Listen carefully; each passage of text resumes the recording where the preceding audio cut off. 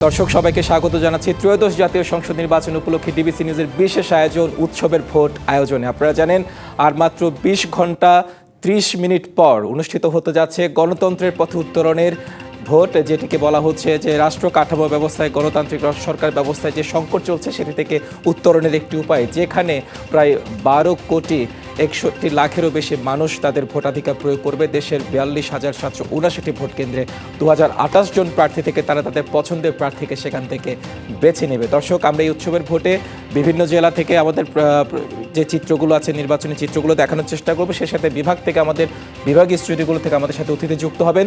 দর্শক, পুরো আয়োজন জুড়ে আমি হিমাদ্রি রাহার সাথে আছি সোনিয়া আফরিন নিশিতা। আমি আছি সোনিয়া আফরিন নিশিতা এবং আমাদের সাথে আরও আছেন তানিয়া হারুন। দর্শক, ত্রয়োদশ জাতীয় সংসদ নির্বাচনে কিন্তু ৫০টি দল এবং স্বতন্ত্র প্রার্থী সহ ২৯৯টি আসনে ২০২৮ জন প্রার্থী অংশগ্রহণ করছেন, যার মধ্যে ৮১ জন নারী প্রার্থী। এবং আরেকটি বিষয় হিমাদ্রি রাহা, যে মোট ভোটার ১২ কোটি ৭৭ লাখের বেশি, এর মধ্যে পুরুষ ভোটার কিন্তু ৬ কোটি ৪৮ লাখ এবং নারী ভোটার ৬ কোটি ২৮ লাখের বেশি। অর্থাৎ নারী ভোটারদের উপরে কিন্তু অনেক কিছু নির্ভর করছে এবং সেই সাথে 4 কোটি কিন্তু তরুণ ভোটার। সেক্ষেত্রে নারী এবং তরুণ ভোটারের উপরে আসলে অনেক কিছু নির্ভর করছে যে আগামীর বাংলাদেশটা আসলে কোন দিকে যাবে। তানিয়া। ঈশিতা, আপনি যেমনটা বলছিলেন, দর্শক আপনাদের সাথে আমি যুক্ত আছি তানিয়া হারুন, এবং আমি যেমনটা বলছিলাম জনগণের মধ্যে বইছে স্বতঃস্ফূর্ত প্রাণচাঞ্চল্য। ভোটারদের ভোটাধিকার প্রয়োগ আর জনরয়ের মাধ্যমে আগামীর বাংলাদেশ কোন পথে হাঁটবে সেই ফয়সালা হবে কাল। তবে সকলের একটাই প্রত্যাশা, সুষ্ঠু পরিবেশে ভোট আয়োজনের। কি বলবেন? যে কথা বলছিল যে ঈশিতা, যে তথ্যটি জানা ছিল প্রায় ১২ কোটি ৭৭ লাখের মধ্যে, এর মধ্যে কিন্তু অর্ধেক কিন্তু বলা যায় প্রায় ১.৫ লাখেরও বেশি মানুষ কিন্তু পোস্টাল ব্যালটে অংশ নিয়েছে এবং এই প্রথম কিন্তু যারা দেশে প্রবাসে ছিল তারা ভোট দেওয়ার সুযোগ পেয়েছে এবং কারাবন্দী যারা তারাও কিন্তু ভোট দেওয়ার সুযোগ পেয়েছে। নিঃসন্দেহে একটি দারুণ আয়োজন বলা যেতে পারে অন্তর্বর্তী সরকারের। আমরা যেমনটি বলছিলাম, বিভাগীয় জায়গা স্টুডিওগুলো থেকে আমাদের সাথে অতিথি যুক্ত হবে, সেখানকার সংকট, সেখানকার সমস্যা, সেখানকার নির্বাচনী পরিস্থিতি আমরা জানবো। এই মুহূর্তে আমাদের সাথে যুক্ত আছেন চট্টগ্রাম থেকে চট্টগ্রামের সচেতন নাগরিক কমিটি সনাকের সভাপতি দেলোয়ার মজুমদার। দেলোয়ার মজুমদার, আপনাকে স্বাগত উৎসবের ভোট। আপনার কাছে প্রথমে যে বিষয়টি জানতে চাই, চট্টগ্রামকে দ্বিতীয় রাজধানী বলা হয়, নানান সরকার আসে, নানান সরকার যায়, প্রতিশ্রুতির সমুদ্রে তাদেরকে ভাসিয়ে দেওয়া হয়, কিন্তু এখনও সেই চট্টগ্রাম নগরে জলাবদ্ধতাই ডুবে থাকে, মানে একটু বৃষ্টি হলে জলাবদ্ধতা থাকে। এছাড়া দ্বিতীয় রাজধানী হিসেবে বলা হলো, কিন্তু কাগজে কলমে সেটি দ্বিতীয় রাজধানী, কিন্তু বৈষম্যের শিকার প্রতি পদপথে, গ্যাসের ক্ষেত্রেও হোক, আপনার অর্থায়নের দিক থেকেও হোক, অর্থনীতির প্রাণ কেন্দ্র যেটিকে বন্দর বলা হয় সেটিও অচলাবস্থার দিকে। সব কিছু মিলিয়ে আগামী নির্বাচনে এই যে জনপ্রতিনিধিরা যে প্রতিশ্রুতিগুলো দিয়েছে, যে ইস্তেহার দিয়েছে, সেটিতে আসলে চট্টগ্রামের যে প্রত্যাশার প্রতিফলন কতটা হবে বলে মনে করছেন দেলোয়ার মজুমদার? শুধুমাত্র একটি নির্বাচনেই চট্টগ্রামের পরিবর্তন হয়ে যাবে এটি আমি বিশ্বাস করি না। আসলে মাইন্ডসেটের পরিবর্তন হতে হবে। ঢাকায় যারা বসেন, যারা সরকার চালান বা বিভিন্ন দপ্তর চালান, তারা কিন্তু চট্টগ্রামকে ঢাকার বাইরে সব কিছুকে যেমন মফস্বল ভাবে, চট্টগ্রামকে মফস্বল হিসেবেই তারা ভাবে এবং চট্টগ্রামকে অন্য আরেকটি জেলা শহরের মতোই ভাবে। কিন্তু আসলে চট্টগ্রাম শহর কিন্তু এমন একটি শহর, যেই শহরে যে কোনো কর্মকাণ্ডের প্রভাব কিন্তু সারা দেশেই বিস্তৃত। চট্টগ্রাম বন্দরের আমদানি রপ্তানি সারা দেশের অর্থনীতির সাথে যুক্ত, তেমনি চট্টগ্রাম নগরের প্রতিটি অ্যাক্টিভিটিসই সারা দেশের প্রভাব বিস্তার করে এবং সেই কারণে চট্টগ্রামের ব্যাপারে যদি মাইন্ডসেটটাকে পরিবর্তন করা না হয়, তাহলে শুধুমাত্র প্রতিশ্রুতি দিয়ে চট্টগ্রামের আশা পূরণ হবে বলে আমি মনে করি না। আর আমলাতান্ত্রিক হস্তক্ষেপ এবং আমলাতান্ত্রিক জটিলতার কারণেও চট্টগ্রামের অনেক কিছু বাস্তবায়ন হচ্ছে না এবং অনেক কর্মকাণ্ডেরই কেন্দ্রভূমি চট্টগ্রাম হলো, নামে মাত্র কিছু সদর দপ্তর চট্টগ্রামে আছে, কিন্তু এই দপ্তরগুলির প্রধান ঢাকায় বসেন। এই যে মানসিকতা, এই মানসিকতাও চট্টগ্রামকে কাঙ্ক্ষিত জায়গায় পৌঁছাচ্ছে না। তবে এইবার নির্বাচনের সময় রাজনৈতিক দলগুলি কিন্তু চট্টগ্রামের গুরুত্বটাকে তারা বিবেচনা করবেন এবং গুরুত্বপূর্ণভাবে চট্টগ্রামকে ধারণ করবেন বলে অনেকে প্রতিশ্রুতি দিচ্ছেন। বন্দর কেন্দ্রিক যে অর্থনীতি, এখানে শুধু বন্দর কেন্দ্রিক নয়, বন্দর কেন্দ্রিক অর্থনীতির সাথে পর্যটন এবং শিল্প সব কিছুই কিন্তু চট্টগ্রামে সারা দেশকে এখন নেতৃত্ব দিচ্ছে। যেই কারণে বিনিয়োগ বোর্ডের দপ্তর থেকে শুরু করে, চট্টগ্রাম বন্দরের দপ্তর থেকে শুরু করে, রেলের একটি অঞ্চলের প্রধান দপ্তর চট্টগ্রামে হলেও প্রধান কর্মকর্তারা বেশিরভাগ সময় ঢাকাতেই কাটান। তো এই জায়গা থেকেই বিকেন্দ্রীকরণের যে চিন্তাটি আমাদের সংবিধানে আছে এটিকে মাথায় রেখে বিকেন্দ্রীকরণ এবং স্থানীয় সরকারগুলিকে, যেমন চট্টগ্রাম সিটি কর্পোরেশনে আসলে তেমন কোনো ক্ষমতা নেই, কিন্তু সমস্ত বাড়তি মানুষগুলির চাপ তাদেরকে নিতে হয়। কাজেই এই সিটি কর্পোরেশনগুলি, স্থানীয় সরকারগুলিকেও যদি আমরা স্বায়ত্তশাসিত করতে না পারি, স্বাধীন করতে না পারি, তাহলে আসলে উন্নয়নটি সম্ভব হবে না। এবং আমার মনে হয় যে রাজনৈতিক দলগুলি অনেকেই এই বিষয়টি এখন উপলব্ধি করতে পারছেন, এবং আমার মনে হচ্ছে আমরা প্রত্যাশা আবারও করতে পারি নির্বাচনের পর যে সরকার আসবে সেই সরকার জাতির স্বার্থেই চট্টগ্রামের গুরুত্ব বিবেচনায় নেবেন এবং চট্টগ্রামকে কাঙ্ক্ষিত জায়গায় পৌঁছাবেন। নিশ্চয়ই আপনি আপনার দারুণ পর্যবেক্ষণ তুলে ধরেছেন। আরেকটি বিষয় আপনার কাছে যেটি জানতে চাই দেলোয়ার মজুমদার, সেটা হচ্ছে অতীতের যে নির্বাচনগুলো ছিল সেই নির্বাচনগুলো থেকে আবার নির্বাচন একটি পরিবর্তিত প্রেক্ষাপট হচ্ছে।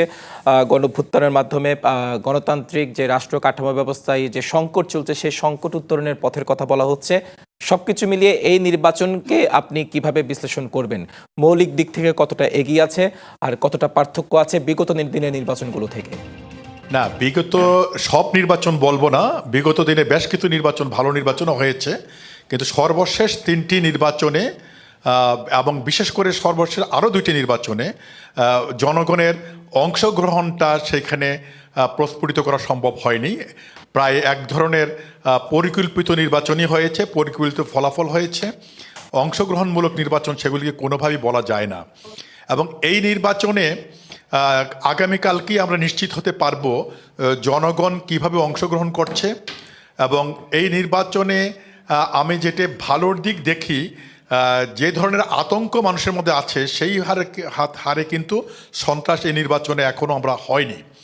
বেশ কিছু সন্ত্রাস হয়েছে, আমাদের দেশে নির্বাচন এতটুকু পর্যন্ত হয়, কিন্তু এখন পর্যন্ত আতঙ্কের সাথে প্যারালালি কিন্তু সন্ত্রাস হয়নি। এখন পর্যন্ত নির্ঝঞ্ঝাট নির্বাচনের দিকে যাচ্ছি বলে আমি মনে করি। এবং ভোটাররা যদি নির্বিঘ্নে ভোট দিতে পারে এবং ভোটের দিনটা যদি নির্বিঘ্নে পার হয়, তাহলে আমরা মনে করব যে এই নির্বাচনটি ইদানিংকালে নিকট অতীতের নির্বাচনগুলির চেয়ে একটা ভালো নির্বাচন হবে আমার প্রত্যাশা মতে। এবং সেটি যদি হয়, আর জনগণের প্রত্যাশা পূরণ মানে কি, ভোটে অংশগ্রহণ করার যেমন নির্বাচনী প্রচারণায় অংশগ্রহণ করা, ভোটে অংশগ্রহণ করা এবং ভোটের পরে ফলাফলটিতে জনগণের মতামতের প্রতিফলন ঘটা, এই সবগুলি যদি মিলে যায় তাহলে তখনই এই নির্বাচন সম্পর্কে রায় দেওয়া সম্ভব হবে। এই মুহূর্তে এই নির্বাচন সম্পর্কে কিছু বলা সম্ভব হবে বলে আমি মনে করি না। তবে প্রত্যাশা এই নির্বাচনটি আমরা জনগণের আকাঙ্ক্ষা পূরণ করবে। নিশ্চয়ই। দেলোয়ার মজুমদার, সবশেষ আরেকটি প্রশ্ন রাখতে চাই। চট্টগ্রামে আমরা রাজনৈতিক সৌন্দর্য শহর জানি, সবকিছু মিলিয়ে আসলে কি মনে হচ্ছে লেভেল প্লেইং ফিল্ড কতটা নিশ্চিত হতে পারে? না, লেভেল প্লেইং ফিল্ড কিন্তু আমার যে বিশ্বাস, এটা আমার ব্যক্তিগত ধারণা, লেভেল প্লেইং ফিল্ড আমাদের নির্বাচনে সম্ভব না।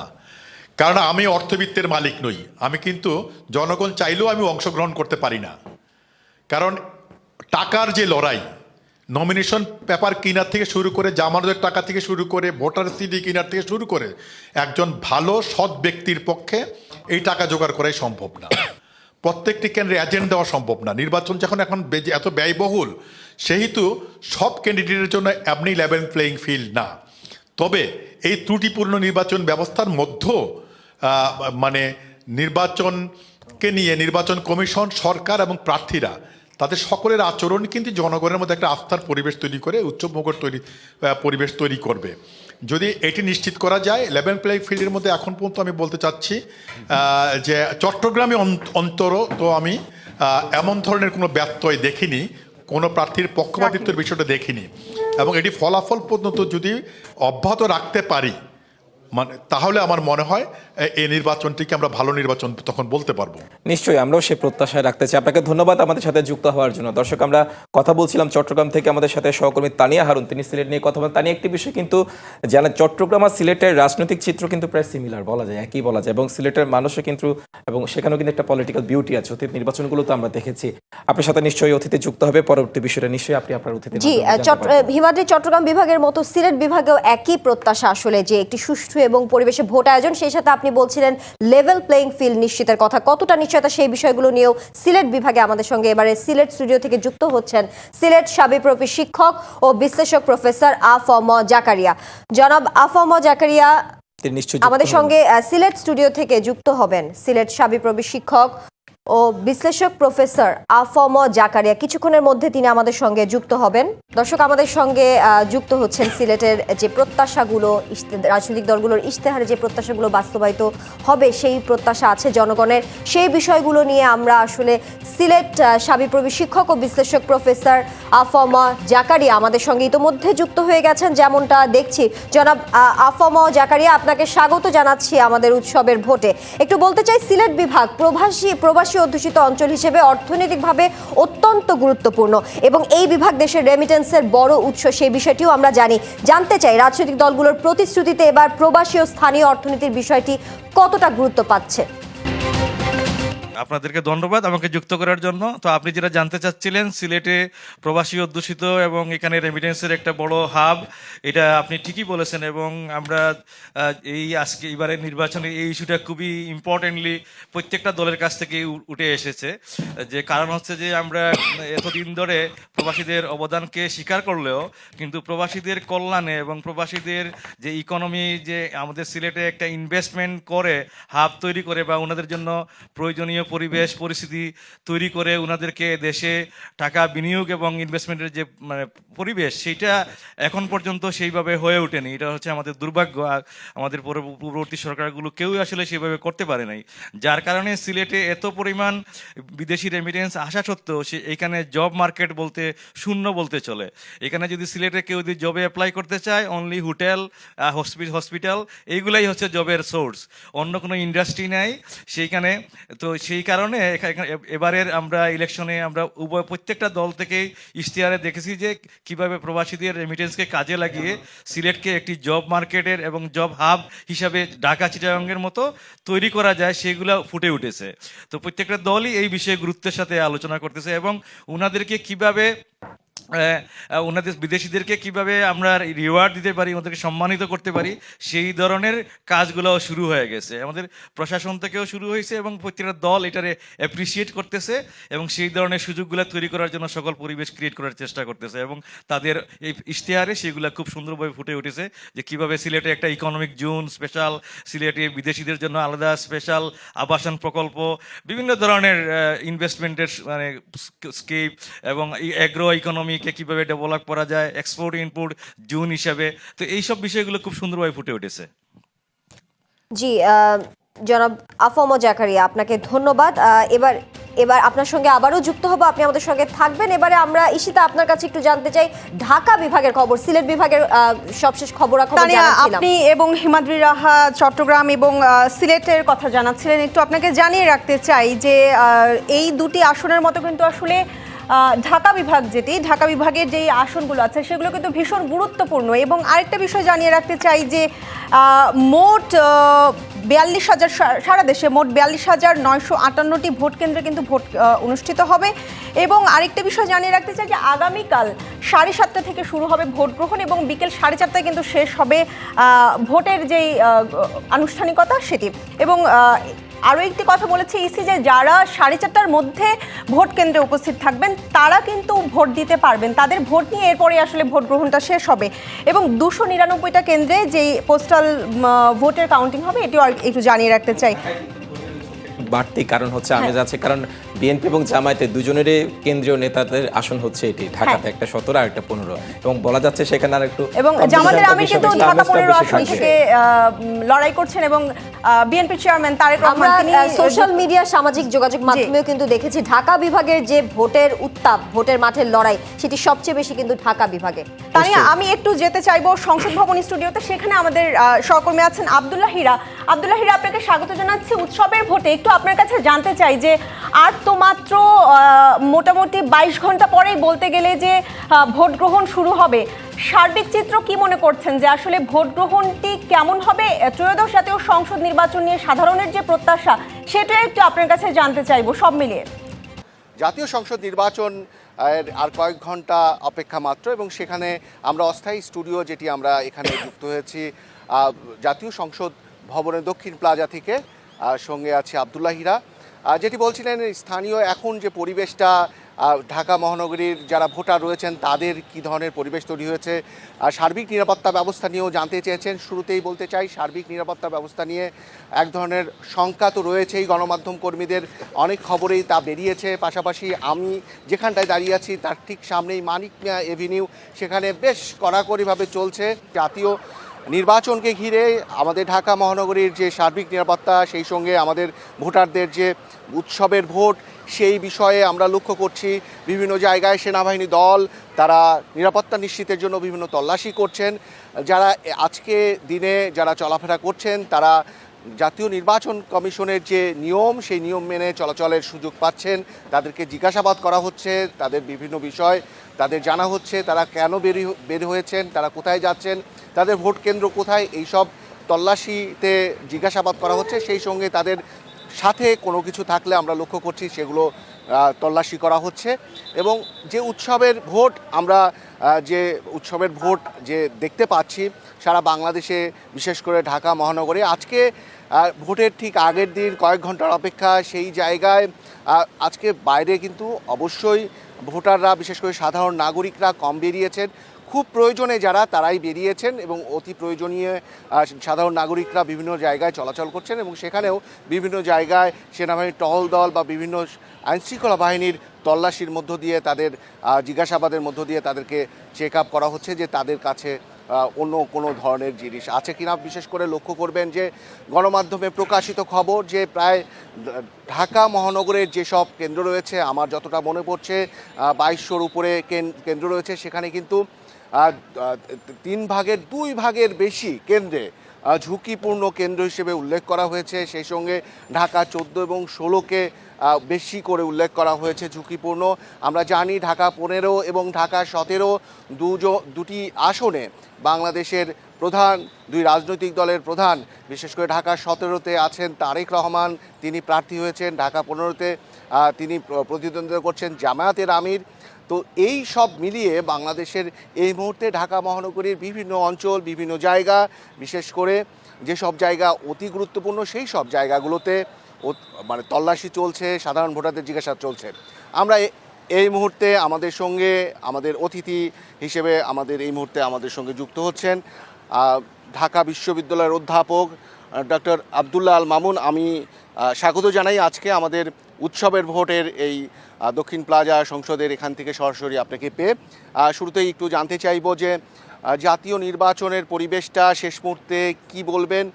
এ নিয়ে আমাদের প্রধান উপদেষ্টা জাতির উদ্দেশ্যে ভাষণ দিয়েছেন, তিনি বেশ কিছু বিষয়ে গুরুত্ব দিয়েছেন।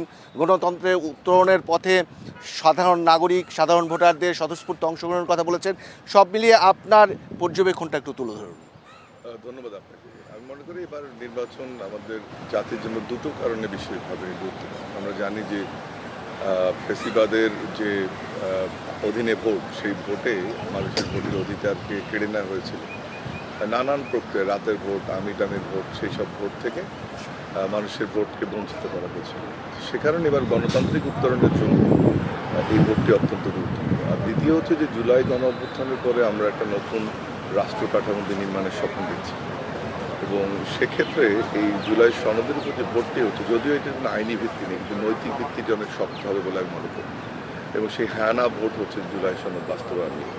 এবং সুখের বিষয় হচ্ছে যে আমরা প্রত্যেকটি রাজনৈতিক দলকেই দেখেছি হায়ের পক্ষে ভোট চাওয়ার জন্য, এবং যেটির কারণে আমরা মনে করি যে স্বপ্ন আমরা যে দীর্ঘদিন দেখেছি আমাদের রাজনৈতিক প্রতিষ্ঠানগুলো শক্তিশালী হবে, প্রধানমন্ত্রী রাষ্ট্রপতির ক্ষমতার ভারসাম্য বাড়বে, আমরা অর্ডিন্যান্স 70 নিয়ে কথা বলতাম, সেক্ষেত্রে সংস্কার আসবে, আমাদের প্রত্যেকটা প্রতিষ্ঠান সেগুলোর সংস্কার নিয়ে কথা আছে, ভোটার পদ্ধতি নিয়ে কথা আছে, এবং সর্বোপরি যেটি নিয়ে শুরু হয়েছিল এই গণতান্ত্রিক উত্তরণের যে যুদ্ধ বিএনপির নেতৃত্বে, সেটি হচ্ছে যে তত্ত্বাবধায়ক সরকার, সেটিও ফিরে আসবে।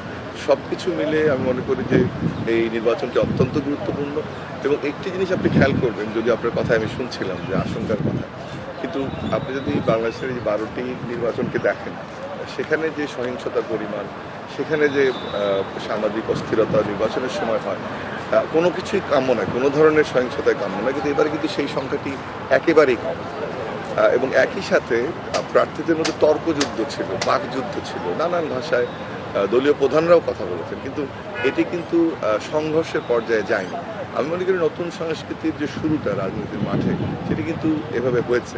দুভাবে দেখা যায়, একটা হচ্ছে যে আমাদের যে এক্সপেকটেশনের পারদ অনেক বেশি ছিল, তখন আতসী কাছের নিকে ফেললে আপনার মনে হবে যে বোধহয় যা চেয়েছিলাম, কেউ কারো বিপক্ষে কথা বলবে না, সবাই শুধু তাদেরটা তুলে ধরবে। এটা আসলে রাজনীতি নয়, এটা বিতর্ক নয়। নির্বাচনের মাঠে প্রত্যেক এজেন্ডা নিয়ে কথা বলবে, ব্যক্তিগত আক্রমণও থাকবে, দলীয় এজেন্ডার প্রতি আক্রমণ থাকবে, ম্যানিফেস্টো নিয়ে কথা থাকবে, সেটি কিন্তু হয়েছে। আব্দুল লেহরা, আপনি যুক্ত ছিলেন আমাদের সাথে, আপনাকে অসংখ্য ধন্যবাদ। আমাদের সাথে এই পর্যায়ে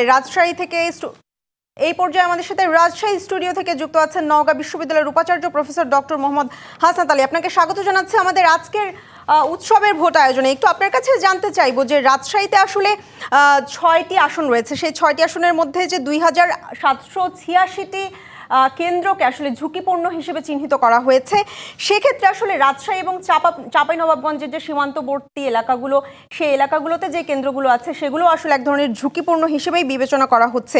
জানতে চাই যে সেখানে আসলে ভোটাররা একদম নির্ভয়ে বা কোনো রকম বাধা ছাড়াই ভোট কেন্দ্রে যেতে পারবেন কিনা, কি মনে হচ্ছে আপনার?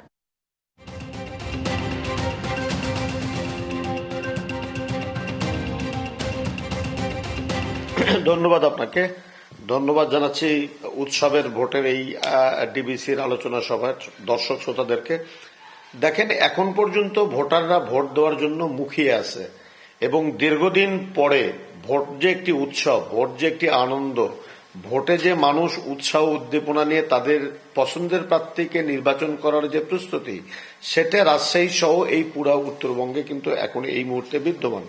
প্রশ্নটা সেই জায়গায় নয়। আমি শুধু এতটুকু বলবো যে গত 3টি নির্বাচনে মানুষ ভোটাধিকার প্রয়োগ করতে পারেনি, বা ভোটাধিকার প্রয়োগ করতে দেওয়া হয়নি, বা কখনো কখনো ভোটাধিকার প্রয়োগ করার প্রয়োজনই হয়নি নির্বাচনগুলোর ধরনের কারণে। এবার মানুষের কাছে সুযোগ এসেছে। এই নির্বাচন শুধু উৎসবের নয়, এই নির্বাচনটা দায়িত্ব পালনের একটি নির্বাচন।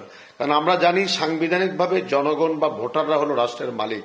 গত 3টি নির্বাচনে এই মালিকানা জনগণের কাছ থেকে ছিনতাই হয়ে গিয়েছিল। অতএব আমি ভোটারদের প্রতি এবং রাজনৈতিক দলদের প্রতি অনুরোধ করব যে তারা যেন তাদের এই দায়িত্ববোধের জায়গা থেকে ভোটাধিকার প্রয়োগ করে, তবে এই ভোটাধিকার প্রয়োগ তখনই সুষ্ঠু হবে, শান্তিপূর্ণ হবে, ভোটাররা নির্ভয়ে ভোট কেন্দ্রে আসতে পারবে যদি আইন শৃঙ্খলা বাহিনী বিগত সময়ের মতো দল দাসে পরিণত না হয়। নির্বাচন তখনই সুষ্ঠু হবে, জনগণ তাদের ভোটাধিকার নির্ভয়ে প্রয়োগ করতে পারবে যদি সিভিল প্রশাসন দলের দাস হিসেবে ব্যবহৃত না হয়।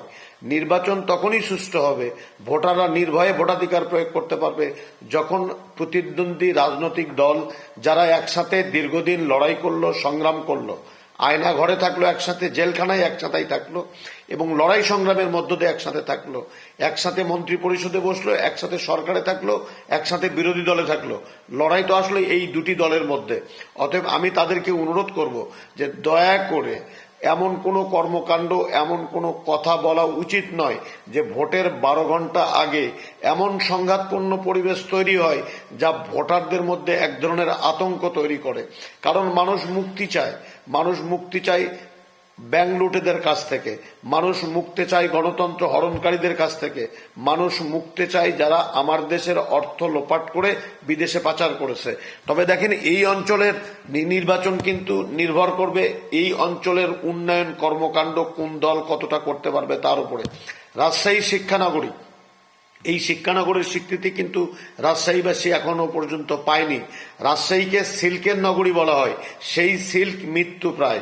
অতএব এই সিল্কের উন্নয়নের জন্য সরকারের কাছ থেকে বা যারা রাজনৈতিক দল তাদের কাছ থেকে রাজশাহীবাসী প্রতিশ্রুতি চায়। রাজশাহীতে গ্যাস আছে কিন্তু শিল্প গড়ে ওঠেনি। রাজশাহী থেকে প্রত্যেক বছর হাজার হাজার ধরেন যে শিক্ষিত দক্ষ কর্মী বাহিনী তৈরি করা হচ্ছে, কিন্তু কর্মসংস্থানের কিছু সুযোগ না থাকার কারণে, ইন্ডাস্ট্রি না থাকার কারণে এটা কিন্তু এক ধরনের বড় নেতিবাচক প্রভাব ফেলছে এই অঞ্চলে। আপনার কাছে আমি জানতে চাইবো যে এই যে আপনি আসলে যে সমস্যাগুলোর কথা বললেন, যে রাজনৈতিক দলগুলো যে ইশতেহারগুলো দিয়েছে, সেই ইশতেহারের মাধ্যমে আসলে এই সমস্যার সমাধান কতটুকু উঠে আসবে বলে মনে করছেন আপনি?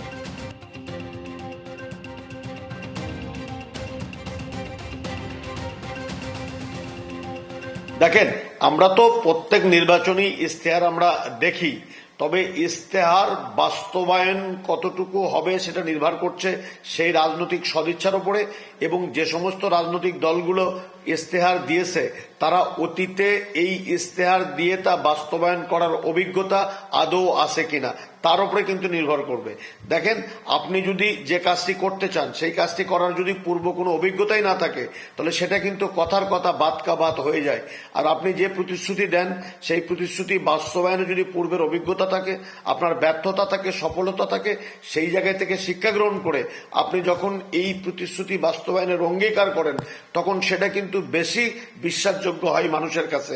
অতএব সেই জায়গা থেকে ইস্তেহার প্রত্যেক দলই দিয়েছে, তারপরে স্থানীয়ভাবে প্রার্থীদের বডি ল্যাঙ্গুয়েজ, তাদের কথাবার্তা, তাদের আচরণ, তাদের অতীত কর্মদক্ষতা, এগুলোও কিন্তু ভোটাররা মূল্যায়ন করবে যে তিনি নির্বাচিত হলে অত্র অঞ্চলের উন্নয়ন কর্মকাণ্ডে তার অবদান এবং জাতীয় রাজনীতিতে রাজশাহীকে এই উন্নয়ন বঞ্চনার যে জায়গাটুকু আছে সেই জায়গাটুকু কতটুকু উপস্থাপন করে সেটা আদায় করে আনতে পারেন, সেই দক্ষতাও কিন্তু ভোটাররা বিবেচনা করবে বলে আমার কাছে প্রতীয়মান হয়েছে। দেখেন, গত 18 বছরে রাজশাহী শহর যদি আমি বলি উন্নয়ন হয়েছে, দৃশ্যমান উন্নয়ন হয়েছে, কিন্তু রাজশাহী শহরের বাইরে যদি আমি বলি, বগুড়া বলেন, জয়পুরহাট বলেন, নওগাঁ বলেন, চাঁপাইনবাবগঞ্জ বলেন, নাটোর বলেন, টোটাল কিন্তু একটা বঞ্চনার ইতিহাস, একটা অবহেলা। হাসনাত আলী, আপনার কথার মাধ্যমে আসলে অনেকগুলো বিষয় উঠে এসেছে। আপনাকে অসংখ্য ধন্যবাদ আমাদের সাথে যুক্ত হবার জন্য। আমরা আবারও ফিরবো, আপনার সাথে আপনি থাকবেন।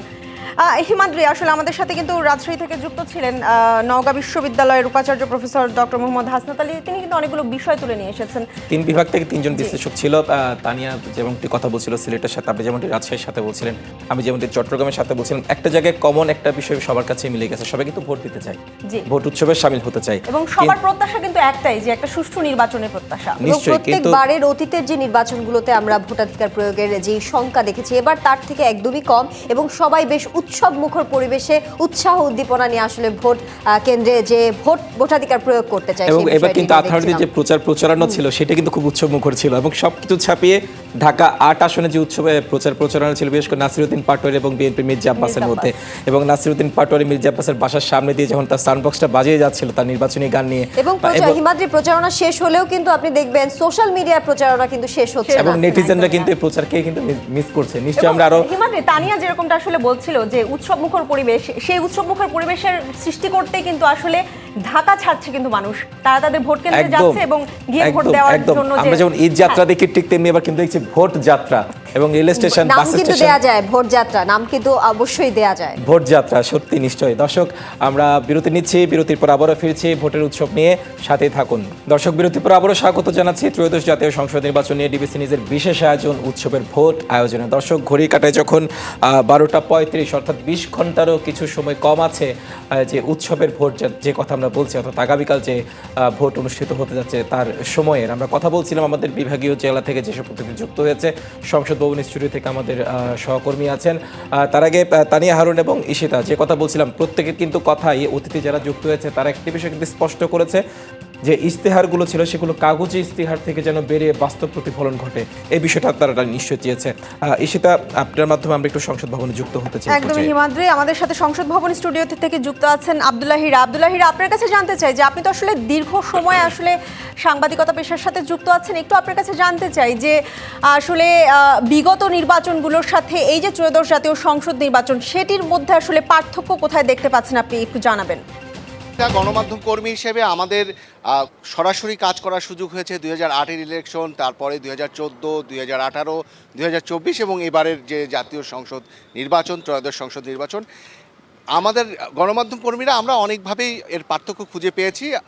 আমার সঙ্গে যেহেতু একজন এক্সপার্ট রয়েছেন, ঢাকা বিশ্ববিদ্যালয়ের অধ্যাপক ডক্টর আবদুল্লাহ আল মামুন রয়েছেন, তার সঙ্গে কথা বলে এই প্রশ্নের আমরা জবাব খুঁজে বেড়াবো। আমরা ডক্টর আবদুল্লাহ আল মামুন, আমরা এর আগে আপনাকে ইন্ট্রোডিউস করিয়েছি। আমরা চাইবো যে এই যে আগের নির্বাচনগুলোর থেকে আমাদের স্টুডিও থেকে জানতে চেয়েছিল যে এইবারের নির্বাচনের একেবারে পয়েন্ট ধরে পার্থক্য কি খুঁজে পান। গণমাধ্যম কর্মী হিসেবে আমরা কিছু পার্থক্য খুঁজে পাই, বেশ কিছু বিষয়, আপনারা কি খুঁজে পান? না, আমি প্রথমত যেটা পার্থক্য হচ্ছে যে এবারের নির্বাচনটা আসলে পুরোপুরি ভিন্ন, পার্টিকুলারলি গত 3টি নির্বাচনের থেকে একেবারে পুরো একটি ভিন্ন নির্বাচন। এবং আপনি গত 3টি নির্বাচন যদি দেখেন, এগুলো তো অবশ্যই গ্রহণযোগ্য নির্বাচন ছিল না। এবং এ ধরনের জনসভা, এ ধরনের উপস্থিতি, যদিও কিছু বিধিনিষেধের কারণে প্রার্থীদের প্রচার প্রচারণা কৌশল এবং ধরন বদলেছে, কিন্তু তারপরেও দেখেন যে মানুষের মধ্যে যে ঢল নেমেছিল জনসভাগুলোতে, পথে প্রান্তরে উঠান বৈঠক করা বা ঘুরে ঘুরে ভোট চাওয়া, সেটা কিন্তু নতুন করে ফিরে এসেছে। এটা সবচেয়ে বড় পরিবর্তন। অর্থাৎ নির্বাচনের মাধ্যমে যেখানে গণতন্ত্রের উত্তরণ হওয়ার কথা, সেখানে নির্বাচন প্রক্রিয়ার শুরু থেকেই এই প্রক্রিয়াটাকে হত্যা করা হয়েছিল। পুরোপুরি একটা ভিন্ন চিত্র আমরা দেখেছি। কিন্তু 2008 ইলেকশনের সাথে যদি কম্পেয়ার করেন, আমরা জানি 2014, 2018, 2024 নিয়ে অনেক কথা রয়েছে। 2008 ইলেকশন ইনক্লুসিভ ছিল, সব দলই অংশ নিয়েছিল সেই ভোটে, যেখানে এবারে নির্বাচনে একটি অন্যতম প্রধান দল নির্বাচনে অংশ নেওয়ার সুযোগ পায়নি, তাদের কর্মকাণ্ড নিষিদ্ধ হয়ে আছে। সেই ক্ষেত্রে কতটা উৎসব মুখর দেখছেন? 2008-এও যেটা ছিল, যে 2008-এর নির্বাচন অবশ্যই উৎসব মুখর ছিল, কিন্তু তার আগে একটা অধ্যায় ছিল 111, যেটাকে আমরা বলি। রাজনৈতিক নেতৃবৃন্দের উপরে অনেক অত্যাচারের ঘটনা ঘটেছে। সেনাবাহিনী সরাসরি না থাকলেও কিছু সংখ্যক কর্মকর্তা, সেনাবাহিনী আমাদের অহংকার, কিন্তু কিছু সংখ্যক উচ্চাভিলাষী কর্মকর্তা তারা পেছন থেকে রাষ্ট্র পরিচালনার চেষ্টা করেছিল। সব কিছু মিলিয়ে বাধাহীনভাবে যে প্রচারণা, পুরোপুরি রাজনৈতিক প্রচারণা, সেটা কিন্তু এক ধরনের একটা কি বলবো গুমোট আবহাওয়া থেকে বেরিয়ে এসে নির্বাচনটা হয়েছে। এবারের প্রক্রিয়াটা পুরো ভিন্ন। জাতি গণতান্ত্রিক উত্তরণে বলিয়ান হয়ে 1400-1500 মানুষ জীবন দিয়েছে, অনেক মানুষ আহত হয়েছে। তার একটাই কিন্তু আকাঙ্ক্ষা, যদিও কোটা আন্দোলন থেকে শুরু হয়েছিল, যে গণতান্ত্রিক উত্তরণটা হবে। সেজন্য 8-এর সঙ্গে এটাকে কোনোভাবেই আমি তুলনা করতে রাজি নই, কারণ এবার প্রেক্ষিতটা পুরোপুরি ভিন্ন।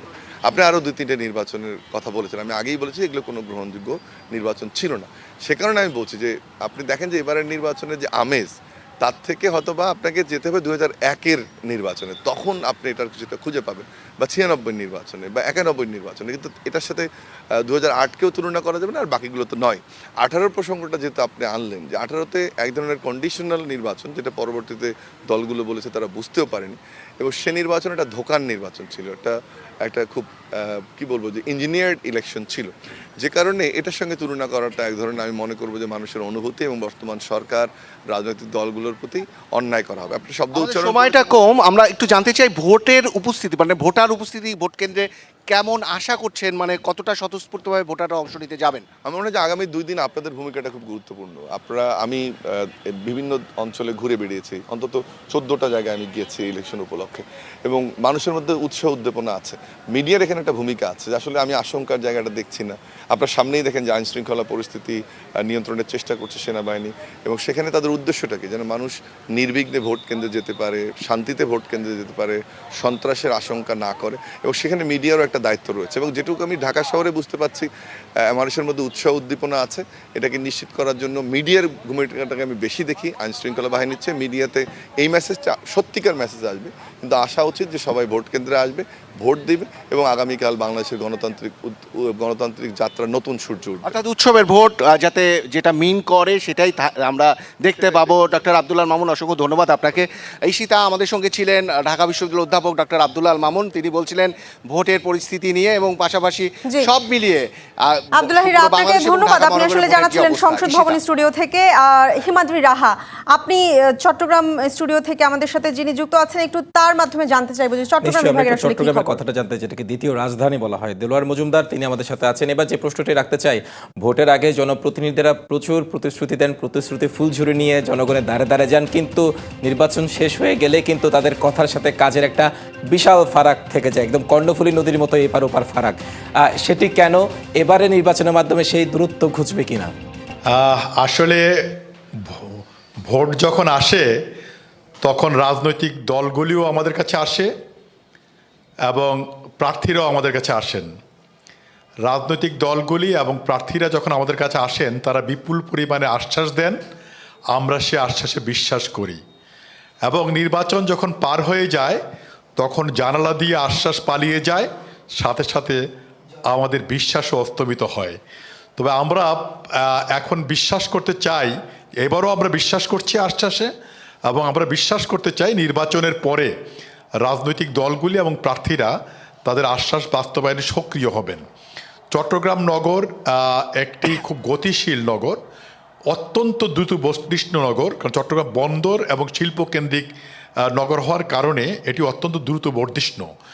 এখানে সমস্ত দেশের মানুষরাই বসবাস করে, আসা যাওয়া করে, সারা দেশের ব্যবসা বাণিজ্যের সাথে এটা যুক্ত, সারা দেশের আমদানি রপ্তানির সাথে এটি যুক্ত, এবং এই জায়গার সমস্যা কিন্তু সারা দেশবাসীকেই ক্ষতিগ্রস্ত করে। এবং সেই জন্যই ঢাকায় যারা থাকে তারা যদি চট্টগ্রামকে মফস্বলীয় দৃষ্টিভঙ্গিতে না দেখে দ্বিতীয় রাজধানী বা বাণিজ্যিক রাজধানী যেটি বলা হয়েছে সেই দৃষ্টিভঙ্গিটাকে তারা যদি বাস্তবায়ন করেন এবং জাতির স্বার্থেই যদি সেটি করেন, তাহলে আমার মনে হয় তাদের যে দেওয়া আশ্বাস, সে আশ্বাসে এবার কিছুটা হলে সেই বিশ্বাস আশ্বাস রাখতে নিশ্চয়ই পারবো। কর্ণফুলী নদীর ভাটায় মিলিয়ে যাবে না। অসংখ্য ধন্যবাদ আমাদের সাথে যুক্ত হওয়ার জন্য দেলোয়ার মজুমদার। আমাদের এবার আছেন আমাদের তানিয়া হারুন। যেমনটি বলছিল, আসলে যেটা বলছিলাম যে ভোট এলে কিন্তু জনপ্রতিনিধিরা একজন নদীর জোয়ারের মতো চলে আসেন, কিন্তু ভাটার টানে তাদের প্রতিশ্রুতিগুলো আবার ঠিকই হারিয়ে যায়। ঠিক আমরা আসলে চাই মানে এই ধরনের কথার কাজে যেন মিলটা থাকে। জি হিমাদ্রি রাহা, আপনি যেমনটা আপনার অতিথির সঙ্গে কথা বলছিলেন যে কথার সাথে কাজের ফারাক যে বিষয়টি, সেই বিষয়টি নিয়ে কিন্তু সিলেট বিভাগেও চা শ্রমিকদের বিষয়ে সবসময় আসলে আলোচনায় উঠে আসে। এবার আমরা জনসভায়ও দেখতে পেয়েছি রাজনৈতিক দলগুলো এই বিষয় নিয়ে বেশ কিছু কথা বলেছেন। সেই বিষয়টি নিয়ে এবার আমরা সিলেট স্টুডিও থেকে আমাদের সঙ্গে যুক্ত হচ্ছেন সিলেট সাবেক শিক্ষক ও বিশ্লেষক প্রফেসর আফম জাকারিয়া। প্রফেসর আফম জাকারিয়া, আপনার কাছে একটু জানতে চাই, চা শ্রমিকদের যে দাবি দেওয়া আছে সেই বিষয়টি সবসময় আলোচনায় উঠে আসে, অতীতেও উঠে এসেছে এবং আমরা দেখেছি অতীতেও নির্বাচনী ইশতেহারে কিংবা জনসভায় এই বিষয়গুলো উঠে আসলেও বাস্তবে আসলে তার প্রতিফলন তেমনটা ঘটেনি। এবার আমরা দেখেছি জনসভায় রাজনৈতিক দলগুলো চা শ্রমিকদের বিষয়ে বেশ কিছু আশ্বাস দিয়েছেন। আপনার কি মনে হয় চা শ্রমিকদের মজুরি, বাসস্থান কিংবা তাদের যে দাবি আছে এবারের নির্বাচনে কতটা গুরুত্ব পাচ্ছে এবং বাস্তবতায় কি কথার সাথে কাজের ফারাক থাকবে কি থাকবে না, কি বলবেন? আপনি ঠিকই বলেছেন, এবারের নির্বাচন যেহেতু একটু ডিফারেন্ট সার্কামস্ট্যান্সেসে হচ্ছে, সেই কারণে অনেকটা যারা নীরব ভোটার লাইক চা বাগানের চা শ্রমিকরা এবং মাইনরিটিরা, তারা একটা বড় ইম্প্যাক্ট ফেলবে বলে সবাই ধরে নিচ্ছে। তো সেই জায়গা থেকে চা শ্রমিকদের ইস্যু আসলে নর্মালি আগের দিনে আমরা দেখেছি যে আপনার নির্বাচনী ইশতেহারে বা আপনার যারা প্রতিনিধি নির্বাচিত হতে চান তারা এই বিষয়টি খুব বেশি উঠিয়ে নিয়ে আসলো। এইবার এইটা খুব গুরুত্বের সাথে তারা আলোচনা করতেছেন এবং বলতেছেন যে চা শ্রমিকদের নিম্ন একটা পরিমাণ মজুরি যাতে ঠিক হয়, তাদের বাসস্থানগুলো ঠিক হয়, সেগুলো নিয়ে তারা কথা বলবেন। কিন্তু আমরা আগের মতোই আগে যেটা দেখতে পেয়েছিলাম যে এইগুলা তারা বললেও দেখা গেছে যে চা শ্রমিকদের মানে টি বোর্ড এবং চা বাগান মালিক এবং টি এর যে উপনিবেশিক যে ল, সেইগুলা দিয়ে তারা অনেক সময় সেই কাজগুলো তারা করতে চান না। বলেন যে সরকার ইন্টারফেয়ার করলে প্রাইভেট কোম্পানিগুলো যেগুলো আছে বা সরকারি টি বোর্ড আছে সেখানে অনেক ধরনের ইন্টারফেয়ারের সমস্যা হয়। কিন্তু এইবার দেখলাম তারা তাদের পলিসিতে বা ইশতেহারে এইগুলো নিয়ে কথা বলতেছেন, বিকজ অফ এই ভোটাররা খুবই ইম্পর্টেন্ট হয়ে উঠেছে।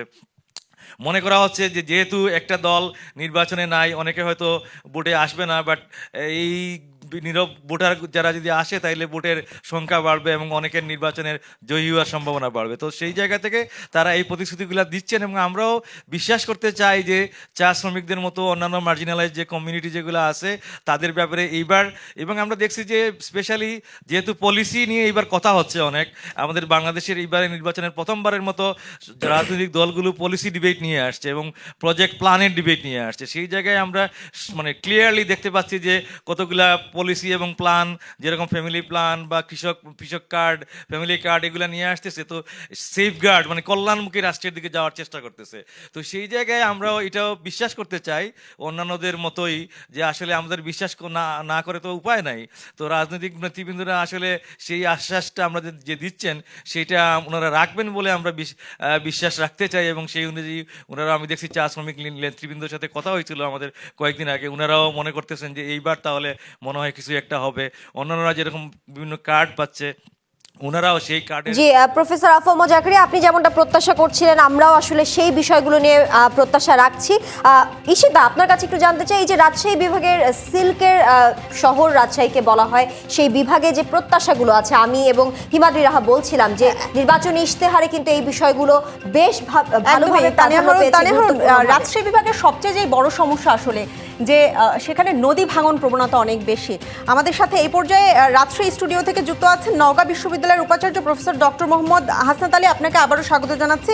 একটু আপনার কাছে জানতে চাইবো যে আমরা রাজশাহী বিভাগের যে নদী ভাঙনের সমস্যা, সেটি আসলে কতটা উঠে এলো নির্বাচনী ইশতেহারে, এবং যারা নির্বাচনের পরে আসলে যেই প্রতিনিধি আসবে তার আসলে এই নদী ভাঙন রোধে বা নদীর নাব্যতা ফিরিয়ে আনতে আসলে কি কি কাজ করতে হবে জানিয়ে রাখতে চাই আসলে যে রাজশাহী বিভাগে আসলে যে 6টি আসন আছে সেই 6টি আসনে কিন্তু প্রতিদ্বন্দ্বিতা কিন্তু ভালোই হবে। বিএনপি জামাতের যেরকম প্রতিদ্বন্দ্বী আছে এবং একই সাথে কিন্তু যে বিএনপির স্বতন্ত্র প্রার্থীও আছে, কিন্তু বিদ্রোহী দলও আছে সেখানে, বিদ্রোহী গেস্ট মনে হয় আমাদের এখন আমরা আমাদের সাথে মনে হয় যুক্ত হয়েছে। আচ্ছা, একটু আমাদের সাথে যুক্ত আছেন মোহাম্মদ হাসনাত আলী। আপনার কাছে আমি প্রশ্ন রেখেছিলাম যে রাজশাহী বিভাগে আসলে যেই নদী ভাঙনের প্রবণতা সেটি আসলে ইশতেহার, যেই রাজনৈতিক দলগুলো ইশতেহার দিয়েছে সেই নদী ভাঙন প্রবণতা রোধ করতে আসলে ইশতেহারে কোনো কিছু উঠে এসেছে কিনা, সেই সাথে নদীর নাব্যতা ফিরে আনা নিয়ে কি কাজ করতে পারেন যারা নির্বাচিত হয়ে আসবেন তারা?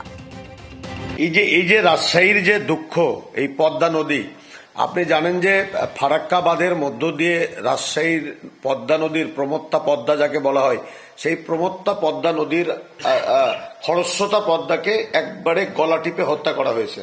অতএব এখান থেকে রক্ষা করার জন্য বিএনপির ইশতেহারে আমরা দেখলাম যে একটা ব্যারেজ তৈরি করবে তারা, যাতে এই পানিটাকে সংরক্ষণ করা যায় বা পানিটাকে ধরা যায়। ঠিক একইভাবে উত্তরাঞ্চলের আরেকটি যে অবস্থা, সব দলই বলেছে অবশ্যই একটা ভালো দিক, যে তিস্তা ব্যারেজ প্রজেক্টটা চালু করা, এবং তিস্তা প্রজেক্ট চালু করার মধ্য দিয়ে এই বরেন্দ্র অঞ্চলের যে কৃষি, সেই কৃষিটাকে উন্নয়ন করা। দেখেন নিশিতা, আমি একটা কথা আপনাকে বলি, এবারের নির্বাচনে কিন্তু এই ইশতেহারের চেয়ে সবচেয়ে বড় ফ্যাক্টর কিন্তু 3টি ফ্যাক্টর আসলে প্রার্থীদের জয় পরাজয়টাকে নির্ধারণ করে দেবে। ইশতেহার তো আছেই, সেই 3টির মধ্যে একটি হলো 51% নারী ভোটার আমাদের দেশে। এই নারী ভোটারদেরকে কোন রাজনৈতিক দল তাদের নির্বাচনী ইশতেহারে তাদের নমিনেশন দেওয়ার ক্ষেত্রে কতটা গুরুত্ব দিল, কতটা সম্মানিত করলো, কতটা মর্যাদা দিল, সেটি কিন্তু নারীরা কিন্তু একটু হিসাব করবে তাদের ভোটাধিকার প্রয়োগ করার ক্ষেত্রে। 2 নম্বর কথা হলো যে আরেকটি শ্রেণী আছে, যে শ্রেণীটা 18 বছর থেকে 32 বছর, যারা 14তে ভোটাধিকার প্রয়োগ করার প্রয়োজনীয়তা হয়নি, 18তে ভোট কেন্দ্রে যেতে পারেনি, 24-এ তুমি আমি ডামির নির্বাচন। অতএব এই শ্রেণীর ভোটারের সংখ্যা প্রায় 4 কোটি। এই 4 কোটি ভোটার তারা জামাতের কোনো এবং এই 4 কোটি ভোটারের উপরে আসলে কিন্তু নির্ভর করছে আসলে যে বাংলাদেশের রাজনীতিটা কোন দিকে যাবে। আপনাকে অসংখ্য ধন্যবাদ আমাদের সাথে যুক্ত হওয়ার জন্য। হিমাদ্রি, আসলে শুনছিলেন যে আমাদের সাথে যুক্ত ছিলেন যে অতিথি, তিনি আসলে বলছিলেন যে রাজশাহী বিভাগের আসলে কোন কোন সমস্যাগুলো আছে এবং কিভাবে আসলে সেটি থেকে আসলে উতরানো যায়। আমরা শেষ কথা দিয়ে শুরু করতে চাই যে 4 কোটি ভোটারের কথা বলছেন, তারাই কিন্তু, এই তরুণরাই কিন্তু, অর্থাৎ মূল ভোটারের 25% তারা কিন্তু আসলে গেম চেঞ্জার এবং বলা হচ্ছে যে এই তরুণ ভোটাররাই কিন্তু মূল গেমটা পাল্টে দিতে পারে এবং নতুন বাংলাদেশের দিকে যেতে পারে।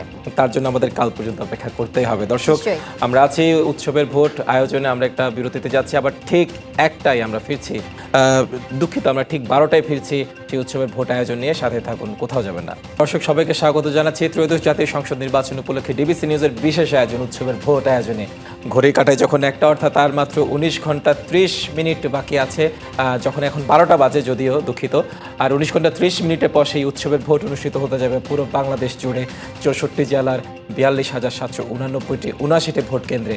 দর্শক, আমরা আছি উৎসবের ভোটে, আমরা আলোচনা করছিলাম আমাদের বিভাগ থেকে, বিভাগীয় স্টুডিও থেকে আমাদের অতিথিরা যুক্ত হয়েছেন, সেই সাথে সংসদ ভবন থেকে আমাদের সাথে আমাদের সহকর্মী আছেন, সেখানে আব্দুল্লাহ হীরা, তিনিও আমাদের সাথে যুক্ত আছেন। আমরা আছি আমাদের সাথে তানিয়া হারুন এবং সাথে আছে সোনিয়া আফরিন নিশিতা। আমরা যে কথা বলছিলাম বিভাগীয় প্রতিনিধি অতিথিদের সাথে, তারা যেমনটি বলছিল যে এই ভোটের মাধ্যমে বলা হচ্ছে জনগণের প্রত্যাশার প্রতিফলন ঘটবে। আসলে কতটা প্রতিফলন ঘটবে আমরা অতীতেও দেখেছি, মানে জনপ্রতিনিধিরা যায় কথার কাজের মধ্যে একটা ফারাক থেকে যায়, কিন্তু এবার হয়তো সেই পরিবর্তনের অপেক্ষায় আছে ভোটাররা। এবং পরিবর্তনের আশা তো আছে, এবং জুলাই গণ অভ্যুত্থানের মাধ্যমে যেই পরিবর্তনটা আসলে গোটা দেশ দেখতে চায়, একটি নতুন বাংলাদেশ, সেই বাংলাদেশের পথে আসলে কতটা হাঁটবে তা আসলে আগামীকাল ফয়সালা হবে। আগামীকালের নির্বাচিত সরকারের মাধ্যমে আমরা তা জানতে পারবো। কি বলবেন? আপনি যেমনটা বলছিলেন যে আসলে এই যে 24-এর গণঅভ্যুত্থানের পরে কিন্তু সাধারণ মানুষ একটা নতুন বাংলাদেশের স্বপ্ন দেখেছে।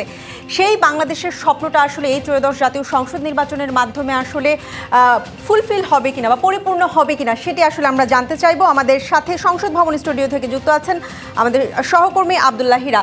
আব্দুল্লাহ হীরা, আপনার কাছে জানতে চাই যে যেমনটা আসলে বলছিলাম যে 24-এর গণঅভ্যুত্থানের মাধ্যমে যে নতুন বাংলাদেশের স্বপ্ন দেখা হয়েছে, ত্রয়োদশ জাতীয় সংসদ নির্বাচনের মাধ্যমে সেই আকাঙ্ক্ষা পূরণ হবে কিনা, কি মনে করছেন?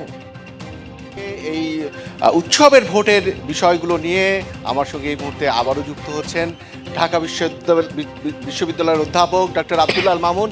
আমরা যেখানটায় ছিলাম আমরা আব্দুল্লাহ আল মামুন, আমরা ভোটের উৎসবের ভোট নিয়ে আলোচনা করছিলাম। একেবারে সুনির্দিষ্টভাবে জানতে চাই যে আমাদের যেসব কেন্দ্রে ভোট হবে, ভোটের যে সরঞ্জাম সেসব ইতিমধ্যেই হয়তো পৌঁছে গেছে, আর সবাই যারা এই ভোটের উৎসবে কাজ করবেন তারাও ইতিমধ্যেই জেনে গেছেন যে কী ধরনের প্রস্তুতি নিয়ে তাদের কাজ করতে হবে। সেই জায়গায় আমরা আগের নির্বাচনগুলো নিয়ে কথা বলেছি, এইবারের নির্বাচনের তুলনা করেছি। আর কি বিষয় যিনি প্রধান উপদেষ্টার ভাষণে উঠে এসেছে, আর কি বিষয় নির্বাচন কমিশনারের কথায় উঠে এসেছে, কি বিষয় উল্লেখ করার মতো বলে মনে করছেন? আমার মনে হয় গতকাল যে প্রধান উপদেষ্টার ভাষণ, এখানে একটি জিনিস খুব গুরুত্বপূর্ণ ছিল, সেটা হচ্ছে যে নির্বাচনের পরে ক্ষমতা হস্তান্তর। একটি গোষ্ঠী নানাভাবে প্রচারণা চালানোর চেষ্টা করেছে যে ক্ষমতা হস্তান্তর দেরি হবে, একটা অনলাইন ক্যাম্পেইনও হয়েছে যে 6 মাস লাগবে। এগুলো আসলে অপতথ্য। সেক্ষেত্রে ওনার গতকালকে যে মেসেজটা ছিল, যে উনি বললেন যে আমরা যত দ্রুত সম্ভব, একদিন পরে হলে আরও ভালো, সেটা একটা গুরুত্বপূর্ণ মেসেজ। তাহলে নির্বাচন হয়ে যাবে এবং সরকার আসলে প্রস্তুত যে নির্বাচিত যে সরকার আসবে বা যে দল ক্ষমতা আসবে তাদেরকে দ্রুত ক্ষমতা হস্তান্তর করে দেওয়ার জন্য। এবং এটি খুব গুরুত্বপূর্ণ বলে আমি মনে করি, এবং তার মাধ্যমে এই সরকার নিশ্চিত করছে তাদের যে কমিটমেন্ট, এটা নির্বাচিত সরকারের হাতে ক্ষমতা দেয়া, সেটা তারা নিশ্চিত করছে। আর একটা জিনিস আমার একটু উল্লেখ করা দরকার, যেহেতু আপনি ভোটের সরঞ্জামের কথা বললেন। আমরা এটা জানি যে সকল নির্বাচনে ঝুঁকিপূর্ণ কেন্দ্র থাকে, এবং এই ঝুঁকিপূর্ণ কেন্দ্রগুলো চিহ্নিত করা এজন্য হয় যে সেখানে আপনার যেন সার্বিক নিরাপত্তা পরিস্থিতি নিশ্চিত করার জন্য ব্যবস্থা গ্রহণ করা যায়, যাতে ভোটাররা এসে ভোট দিতে পারে। যে জিনিসটি খেয়াল রাখতে হবে যে আমাদের যেন প্রচারণাটা এমন না হয়ে যায় ঝুঁকিপূর্ণ কেন্দ্রে ভোটার যেতে পারবে না। আসলে ঝুঁকিপূর্ণ কেন্দ্র চিহ্নিত করা হয় এজন্য যেন ভোটের পরিবেশ নিশ্চিত করা হবে এবং ভোটাররা যেন সেখানে গিয়ে ভালোভাবে ভোট দিতে পারে। এই মেসেজটি আমাদেরকে দিতে হবে। একটি আবেদন আপনার মাধ্যমে আমি সারা দেশের মানুষকে রাখতে চাই, যারা এই সময় দেখছেন, যে আমাদের আসলে দীর্ঘদিন আমরা ভোট থেকে বঞ্চিত ছিলাম। ভোটদানের সুযোগ এসেছে, আমরা নতুন বাংলাদেশ বিনির্মাণের কথা বলছি, সেটি কিন্তু ভোট কেন্দ্রে গিয়ে প্রমাণ করতে হবে যে আপনারা ভোট কেন্দ্রে যাবেন, আপনাদের আত্মীয় স্বজনকে নিয়েবেন, যে দল যাকে ভালো লাগবে তাকে ভোট দিবেন। কিন্তু ভোট কেন্দ্রে যাওয়া উচিত। আমরা 3 বার ভোট দিতে পারিনি, এবং আমরা এবার সবাই ভোট কেন্দ্রে গিয়ে ভোট দেবো এবং যাকে খুশি তাকে ভোট দেবো। আরেকটি বিষয়, গণভোটের কথা যেটি শুরুতে আপনি বলছিলেন, গণভোটে হ্যাঁ এবং না ভোটাধিকার প্রয়োগের জন্য ভোটাররা যাবেন, সেই জায়গায় সরকার, অন্তর্বর্তী সরকার গণভোটের জন্য হার পক্ষে প্রচারণা করেছে, আপনি নিজেও হার পক্ষে মত দিচ্ছেন। তাহলে এটা ভোটারদের মত প্রকাশের ক্ষেত্রে এই রিফ্লেকশন, মানে এই ধরনের রিফ্লেকশন করবে কি না? না, এটা তো মানে জামাত বলেছে, বিএনপির প্রধান বারবার রিপিট করেছেন, প্রচারণা এসছে, এবং বিএনপির বিরুদ্ধে একটা পরিকল্পিত প্রোপাগান্ডা ছিল যে বিএনপি বোধহয় না ভোটের পক্ষে ভোট দেওয়ার কথা বলছে, এবং সেটা আমি মনে করি যে একটা প্রোপাগান্ডাই ছিল, এবং যে কারণে বিএনপির যিনি চেয়ারম্যান এই মুহূর্তে, উনি বারবারই বলছেন যে হার পক্ষে ভোট দিতে এবং হাঁকে জয়যুক্ত করতে। সেক্ষেত্রে আমিও মনে করি যে বাংলাদেশের মানুষ অবশ্যই হাঁকে ভোট দেবে, এবং আমরা যে রাষ্ট্র কাঠামোটার স্বপ্ন দেখছিলাম যে অন্তত তার শুরুটা এখান থেকে হবে, যে সনদটা তৈরি হয়েছে, সেই সনদটা সবগুলো রাজনৈতিক দলের কিন্তু কনসেনসাসের ভিত্তিতে তৈরি হয়েছে, তারা স্বাক্ষর করেছে। এই জন্য গণভোটটাও গুরুত্বপূর্ণ, এবং যারা এই গণভোট দিতে যাবেন তারা যেন নিশ্চিতভাবে হায়ের পক্ষে ভোট দেন, কারণ আমাদের রাজনৈতিক সংস্কারগুলো খুবই প্রয়োজন। অনেক মানুষ, একটি বিষয় একটু বলে রাখি যে হার পক্ষে ভোট দেওয়ার মধ্য দিয়ে 84টি যে জুলাই সনদের পয়েন্ট রয়েছে, সেখানে কোনো জায়গায় কিন্তু রাজনৈতিক দলগুলো নোট অফ ডিসেন্ট দিয়ে রেখেছিল, মানে সাধারণ যারা ভোটার তাদেরও তো নোট অফ ডিসেন্ট কাজ করবে। তো সেখানে হা দিয়ে তো আর নোট অফ ডিসেন্ট প্রয়োগ করার কোনো সুযোগ থাকবে না। সেখানে আপনার ব্যাখ্যাটা কি থাকবে? জামাত ইসলাম যেমন কয়েকটাতে নোট অফ ডিসেন্ট দিয়েছে, বিএনপিও দিয়েছে, এবং আমি মনে করি যে একটা রাজনৈতিক দলের যে নিজের আদর্শ, তাদের যে ক্যাপাসিটি, তারা যেভাবে রাষ্ট্রকে দেখতে চায়, যেভাবে তারা শাসন কার্য পরিচালনা করতে চায়, সেটি কিন্তু তারা বলবে। এবং আমি এখানে নোট অফ ডিসেন্ট দেওয়াটা এক ধরনের রাজনৈতিক স্বচ্ছতা বলে মনে করি, বরং আমি নোট অফ ডিসেন্ট দিলাম না, পরবর্তীতে করলাম না, সেটি কিন্তু না। যেমন বিএনপির কথা যদি আমি বলি, বিএনপি নোট অফ ডিসেন্ট দিয়েছে, তারা ম্যানিফেস্টোতে তারা বলেছে তাদের মতো করে করবে, প্রচারণায় তারা বলেছে যে তাদের মতো করে করবে। সেক্ষেত্রে নোট অফ ডিসেন্টটাকে যেন কোনো অপরাধ হিসেবে না দেখি, বরং একটা রাজনৈতিক দলের আদর্শ হিসেবে দেখতে চাই বা তাদের পলিসি হিসেবে দেখতে চাই। এবং সেক্ষেত্রে তো তারা বলেনি যে আমরা মেজর যে ডিসিশনগুলো, সবাই সেটার সাথে একমত। সে কারণে আমরা ওই বিষয়টাকে সামনে না এনে বরং সামনে আনা উচিত যে রাজনৈতিক দলগুলো হাতে ভোট দিতে বলেছে, এবং হা জয়যুক্ত হলে আমি মনে করি যে বাংলাদেশের যে গণতন্ত্রকে সুসংহত করা, নির্বাচন ব্যবস্থার পরিবর্তন, বিচার ব্যবস্থার পরিবর্তন, রাষ্ট্র কাঠামোর পরিবর্তন, সাংবিধানিক যে রিকমেন্ডেশনগুলো দেওয়া হয়েছে, সেগুলো হলে আসলেই সত্যিকারের একটা নতুন বাংলাদেশ আমরা দেখতেই পারি। যেটি বলা হচ্ছে ইলেকশন ইঞ্জিনিয়ারিংয়ের কথা অনেকবার কথা বলা হয়েছে, গণমাধ্যমে বিভিন্ন জন এরকম তথ্য দিয়েছে, যদিও এই বিষয়টি অন্তর্বর্তী সরকার বারবার নিশ্চিত করেছে এ ধরনের কোনো কিছু তারা উড়িয়ে দিয়েছে। আপনার কাছে কি মনে হয়, একটি দল তো অনেক আগে থেকে তাদের রাজনৈতিকভাবে তারা অনেক বড় দল, এবং আরেকটি দল বড় দল হওয়ার কথা বলছে, তারাও রাজনৈতিকভাবে তারা বড় দল হয়েছে বা জনপ্রিয়তায় এগিয়ে যাচ্ছে, সেটি কি আসলে ভোটের রিফ্লেকশন কি এমন আপনি মনে করেন কি না, যেটা আমরা স্বাভাবিকভাবে অনুমান করতে পারি সেরকম কিছু ওয়েট করছে, নাকি একটা বড় ধরনের কোনো বিষয় নিয়ে ভোটের ফলাফল সামনে আসতেই পারে? যেটা হচ্ছে, দেখুন আমি খোলাখুলি বলি যে জামাতের জন্য যে রাজনীতির মাঠের সুযোগটা তৈরি হয়েছিল, সে কারণে কিন্তু বিএনপির মূল প্রতিদ্বন্দ্বী হিসেবে তারা আবির্ভূত হতে বা এই জোট আবির্ভূত হয়েছে। কিন্তু এটাকে আমি যেভাবে দেখতে চাই যে এত দ্রুত মানুষের কাছে পৌঁছে সেই মেসেজটা দিয়ে রাষ্ট্র ক্ষমতায় যাওয়াটা আমি মনে করি যে একটু কঠিন হবে জামাতের জন্য। এটা যে কোনো কিছু হতে পারে, বাট যে দলটি এর আগে রাষ্ট্র ক্ষমতায় ছিল তাদের একটা প্রুভেন রেকর্ড রয়েছে, তারা পরিচালনার তাদের দক্ষতা রয়েছে, এবং এখন যে দেশের পরিস্থিতি, যে ভঙ্গুর একটা অর্থনীতি, সামাজিক অস্থিতিশীলতা, সব কিছু মিলে আমার ধারণা যে এত দ্রুত রাজনীতির পট পরিবর্তন হবে না। সেক্ষেত্রে বিএনপি অবশ্যই একটা সুবিধাজনক অবস্থায় থাকবে। আরেকটি ঘটনা আমি একটু উল্লেখ করতে চাই যে আমি ব্যক্তিগতভাবে মনে করি যে জামাত যে সুযোগটি পেয়েছিল এই যে পরিবর্তিত বাস্তবতা, সেখানে স্বাধীনতা যুদ্ধের যে তারা বিপক্ষে অবস্থান নিয়েছিল সেই অবস্থানটা তাদের একটা পরিষ্কার করার সুযোগ ছিল। কিন্তু আমি শব্দটা ব্যবহার করার জন্য দুঃখিত, কিন্তু এটা দ্বিচারিতা বা ছল ছাতুরির আশ্রয় নিয়ে 24-এর ঘাড়ে উঠে স্বাধীনতাকে ভুলিয়ে দেওয়ার প্রয়াস, এ ধরনের ঘটনা যেমন ঘটিয়েছে, একই সাথে আপনার ইসলামকে ব্যবহার করে আপনার ইসলামে বলছে যে আমরা শরিয়া আইনের দিকে যাব না, কিন্তু আপনি ইসলামকে নিয়ে সামনে এগুচ্ছেন। কিন্তু আপনার তো আল্লাহর আইন চাই, সৎলোকের শাসন চাই, দীর্ঘদিন বলেছেন। জামাতের গঠনতন্ত্রে বলা আছে যে ইসলামের মূলনীতির ভিত্তিতে, কোরআন সুন্নাহর ভিত্তিতেই তারা দেশ পরিচালনা করবেন, রাষ্ট্র বিনির্মাণ করবেন, আল্লাহর সন্তুষ্টি অর্জন করবেন। সেখান থেকে কিন্তু জামাত সরে এসেছে। বিষয়গুলো সম্ভবত এখন ভোটাররা তাদের ভোট প্রয়োগের ক্ষেত্রে নিজেরা সুস্পষ্টভাবে বেছে নেবেন। অসংখ্য ধন্যবাদ ডক্টর আব্দুল আল মামুন এতক্ষণ আমাদের সঙ্গে সময় দেওয়ার জন্য। ভোটের বিভিন্ন দিক আপনি দর্শকদের তুলে ধরেছেন। দর্শক, আমাদের সঙ্গে ছিলেন ঢাকা বিশ্ববিদ্যালয়ের অধ্যাপক ডক্টর আব্দুল্লাহ আল মামুন। আমরা কথা বলছিলাম উৎসবের ভোট নিয়ে, দেশের নানা প্রান্তে কি ঘটতে যাচ্ছে, কারা এই মুহূর্তে কোন কোন বিষয় নিয়ে গুরুত্ব পাবে, সংখ্যা তৈরি হয়েছে কোন কোন ভোট কেন্দ্রে, সেসব বিষয়ে আমরা তুলে ধরছিলাম জাতীয় সংসদের দক্ষিণ প্লাজার অস্থায়ী স্টুডিও থেকে। এখন ফিরে যাচ্ছি স্টুডিওতে।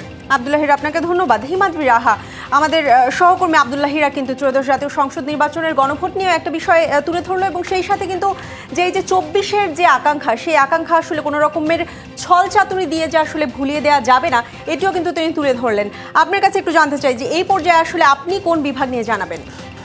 যেমনটি বলছিলেন যে 24-এ গণ অভ্যুত্থানের যে জাতীয় সড়ক নোট অফ ডিসেন্ট থাকার কথা তিনি বলেছেন, আসলে সেটি এখন দেখার বিষয়। যারা গণভোটে যদি হ্যাঁ হয় এবং যারা নির্বাচিত সরকার যারা আসবে, তারা যখন গণভোটের বিষয়টিতে হ্যাঁ হয়ে জয়যুক্ত হয়ে আসবে, তখন তারা যে নোট অফ ডিসেন্ট যেগুলো আছে সেগুলো সহ জাতীয় জুলাই যে সনদটা আছে সেটি কতটা বাস্তবায়ন করবে, সেটি কিন্তু তখন একটা কিন্তু কয়েকটি জায়গায় আমরা জটিলতা এবং হ্যাঁ দেখেছি। সেটি কিন্তু তখন পরীক্ষার মুখে পড়বে। কিন্তু সবার প্রত্যাশা থাকবে সেই সনদটি যেন বাস্তবায়ন হয়, কারণ সেটির উপর ভিত্তি করেই কিন্তু নির্বাচনটি হচ্ছে। আমরা এই পর্যায়ে খুলনায় যাব। খুলনা থেকে আমাদের সাথে খুলনা বিশ্ববিদ্যালয়ের ছাত্র বিষয়ক পরিচালক অধ্যাপক ডক্টর নাজমুস সাদাত আছে আমাদের কাছে। ডক্টর নাজমুস সাদাত, আপনাকে স্বাগত উৎসবের ভোট। আপনার কাছে যে প্রশ্নটি রাখতে চাই, যেটি যে তরুণদের যে আন্দোলনের কথা বলেছে, জেনজিদের যে আন্দোলনের কথা বলেছে, সেটির কারণে কিন্তু কালকে একটা উৎসবমুখর ভোট আয়োজন হতে যাচ্ছে। সেই ভোটের মাধ্যমে, সেই নির্বাচনের মাধ্যমে সেই তরুণদের 25% তরুণ যারা ভোটার আছে তাদের প্রত্যাশা প্রতিফলন কতটা হবে বলে মনে করছেন? ধন্যবাদ আপনাকে। আপনি যে প্রশ্নটা করেছেন, যে বিষয়ে আলোচনা যাচ্ছে আর কি, আসলেই আমরা একটা নতুন বাংলাদেশের অপেক্ষায় আছি। কিন্তু বিষয়টা হচ্ছে যে তরুণদের যে আকাঙ্ক্ষা, সেই আকাঙ্ক্ষাটা কতটুকু বাস্তবায়ন হবে সেটা নির্ভর করছে হচ্ছে গণভোটের রেজাল্ট, এবং তারপরে হচ্ছে গিয়ে যে আপনার যারা রাষ্ট্র ক্ষমতায় অধিষ্ঠিত হবেন তারা কতটুকু এটি বাস্তবায়ন করবেন। তবে গণভোটের রেজাল্ট আমরা আশা করছি যে হ্যাঁই জয়যুক্ত হবে, এবং এই যে আপনি যেটা বললেন 25% তরুণ, এই 25% তরুণ কিন্তু আসলে গড়ে দেবে যে বাংলাদেশের রাষ্ট্র কোন দিকে যাচ্ছে। সেই বিবেচনায় তরুণদের যে আকাঙ্ক্ষা, একটি বৈষম্যহীন জ্ঞানভিত্তিক বাংলাদেশ, সেটি বাস্তবায়নের জন্য যে সংস্কার প্রস্তাবগুলো আছে তার বাস্তবায়ন অত্যন্ত জরুরি। বিশেষ করে সাংবিধানিক সংস্কার প্রস্তাব যেগুলি রয়েছে, তারপরে যে আপনার আমাদের যে জুডিশিয়াল সংস্কার প্রস্তাবগুলো রয়েছে, তারপরে প্রশাসনের সংস্কার প্রস্তাবগুলো রয়েছে, এই প্রস্তাবগুলো বাস্তবায়িত হলে পরেই তরুণদের আশা আকাঙ্ক্ষার পরবর্তী বাংলাদেশ আমরা দেখতে পারবো। এটা ঠিক যে জেনজিদের আন্দোলনের ফলেই আজকে আমরা একটি প্রায় 17 বছর পরে একটি নির্বাচন দেখতে যাচ্ছি।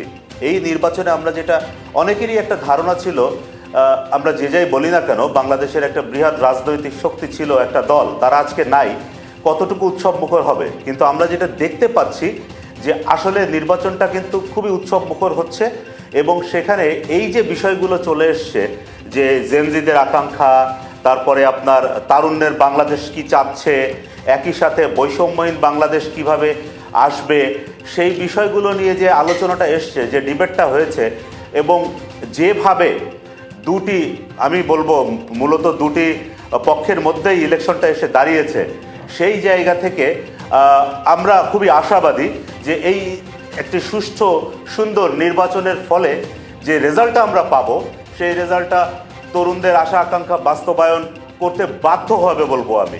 কারণ যদি তরুণদের এই আশা আকাঙ্ক্ষা বাস্তবায়ন যারা রাষ্ট্র ক্ষমতায় আসবে তারা করতে না চান, তাহলে পরে কিন্তু এই পূর্বের বাংলাদেশের মতো বাংলাদেশের অবস্থানটা থাকবে না। আমরা এটা, যারাই রাষ্ট্র ক্ষমতায় আসবে তারা কিন্তু তাদের নির্বাচনী যে জনসভাগুলো করছেন, সেখানে তারা বলছেন যে বর্তমান বাংলাদেশে কিন্তু আসলে আর ওরকমের ছলচাতুর উপরে নির্বাচনী বৈতরণী পার হওয়ার পরে ভুলে গেলে চলবে না, তাহলে জনগণ কিন্তু ছেড়ে দেবে না। ফলে একটা জিনিস, যে নির্বাচনের পরে আমরা একটা সরকার পাবো, নির্বাচনের পরে আমরা একটা সংসদ পাবো, সেই সংসদে কিন্তু প্রথম 180 দিনের মধ্যে এই সংস্কার প্রস্তাবগুলোকে বাস্তবায়নের দিকে যেতে হবে, এবং তারপরে আমরা একটি 5 বছর আমরা যে টেনিয়রটা দেখবো, এই 5 বছর যদি সাস্টেইন করতে হয়, তাহলে আমার যেটা মনে হয় এই যে তরুণরা আছে এরা কিন্তু ভ্যানগার্ডের মতোই থাকবে। সুতরাং এই তরুণদের আশা আকাঙ্ক্ষা বাস্তবায়ন আমরা যদি শতভাগ করতেও নাও পারি, আমার ধারণা একটা মোটা দাগে ভালো অবস্থানে বাস্তবায়িত করতে বাধ্য হবে পরবর্তী সরকার। ফলে আমরা একটা ভালো বাংলাদেশ পেতে যাচ্ছি। ডক্টর নাজমুস, আপনি দারুণভাবে আপনার বিশ্লেষণটা তুলে ধরেছেন, এবং আমরা চাই যে আসলে সেটি প্রত্যাশা প্রতিফলনটা ঘটুক। আমাদের সাথে তানিয়া হারুন, আমরা যেমনটি জানছিলাম খুলনা বিশ্ববিদ্যালয়ের ছাত্র বিষয়ক পরিচালক যে কথা বলছেন, আসলে কথা সত্যি, তরুণরাই কিন্তু ভ্যানগার্ড বা তারা কিন্তু অতন্ত্র প্রহরী হয়ে দাঁড়িয়ে থাকে। 52-এর ভাষা আন্দোলন বলেন, 1971 বলেন, স্বৈরাচার বিরোধী আন্দোলন বলেন, কিংবা 24-এর গণঅভ্যুত্থান বলেন, সব জায়গায় কিন্তু তরুণদের ভূমিকাটাই ছিল। তরুণদের অগ্রাধিকার আছে, এবং এবারের নির্বাচনে তরুণদের যে ভোটার সংখ্যা, সেই অগ্রাধিকার তো আছেই, সেই সাথে নারীদের ক্ষেত্রেও নারীরা যে অর্ধেকের বেশি এবার নারী ভোটার, সেই বিষয়টি নিয়েও আমি একটু কথা বলতে চাই। আমাদের সাথে এই বিষয়ে কথা বলতে ময়মনসিংহ বিভাগের ময়মনসিংহ মহানগর সৃজনের সভাপতি অ্যাডভোকেট শিব্বির আহমেদ লিটন যুক্ত আছেন। অ্যাডভোকেট শিব্বির আহমেদ লিটন, আপনাকে উৎসবের ভোটে আমন্ত্রণ জানাচ্ছি। ময়মনসিংহ একটি কৃষি নির্ভর ও বৃহৎ গ্রামীণ ভোটার ভিত্তিক একটি বিভাগ। এই বিভাগে আসলে শিক্ষা প্রতিষ্ঠান কিংবা ভৌগোলিক অবস্থানের কারণে জাতীয় রাজনীতিতে এই অঞ্চলের কিন্তু বেশ গুরুত্বপূর্ণ একটি প্রভাব রয়েছে। আপনার কাছে নারীর ক্ষমতায়ন বিষয়টি নিয়ে একটু কথা বলতে চাই। বলছিলাম 2028 জন প্রার্থীর মধ্যে এবার 81 জন নারী প্রার্থী রয়েছে রাজনৈতিক দলগুলোর মধ্যে। নারী ভোটার ও নারী প্রার্থীদের যে উপস্থিতি এবার কতটা দৃশ্যমান, কিংবা নারীর ক্ষমতায়ন প্রসঙ্গে রাজনৈতিক দলগুলোর যে প্রতিশ্রুতি এবার উঠে এসেছে জনসভায় কিংবা ইশতেহারে, সেটি আসলে কতটা গ্রহণযোগ্যতা পাচ্ছে ময়মনসিংহ বিভাগে? অনেক ধন্যবাদ আপনাকে। আপনি নারীর ভোটারের কথা বলেছেন, তার আগে আমি একটু বলে নিতে চাই যে এইবারের যে নির্বাচন, এটি একটু উৎসবমুখর নির্বাচনের কথা বলা হচ্ছে সবসময়, এবং এটি প্রত্যাশিত। উৎসব মানেই তো আনন্দ। এই আনন্দের মাঝে এই আনন্দটার সাথে আমি যোগ করতে চাই এই কথাটি যে এই উৎসব, এই আনন্দ হবে এবারের বাংলাদেশের জন্য বহুল প্রত্যাশিত। যেমন প্রত্যেকবার নির্বাচনে আসার সাথে সাথে আমরা যে আশঙ্কায় থাকি, এবার সরকার এই প্রতিশ্রুতি দিয়েছে, এই আশঙ্কাটি নাই। অর্থাৎ জোর করে ভোট কেন্দ্র দখল করা হবে না, ভোট ছিনিয়ে নেওয়া হবে না, কোনো ভোট নিয়ে কোনো প্রশ্ন তুলবেন না, এরকম একটি বিষয়ের জায়গায় আসছে। আপনি যে প্রশ্নটি বলেছেন যে এই জায়গা থেকে আমাদের যেখানে অর্ধেক ভোটার নারী, এবং সেই নারীর একটি ঘটনা তো ঘটেই গেছে, সেটি হলো যে প্রত্যাশিত যে নারী প্রার্থী দেওয়ার কথা ছিল রাজনৈতিক দলগুলো, সেই প্রত্যাশাটি পূরণ করেনি। এখানে সেই জায়গাটি তো আছেই, একটি গ্যাপ রয়েই গেছে। তারপরও এবারের উৎসবমুখের এই নির্বাচনে নারীরা এবার ভোট দিবেন, এটি এমনটি দেখা যাচ্ছে এই পর্যন্ত। এখন আগামী কয়েক ঘন্টা বাকি আছে, এই ঘন্টার পরে আমরা বাকি অংশটা দেখতে পারবো যে এখন না আবার ওই যে রাজনৈতিক মেকানিজম বলতে যে একটি কথা, ওই মেকানিজমটা নাকি কতটুকু পর্যন্ত আসে।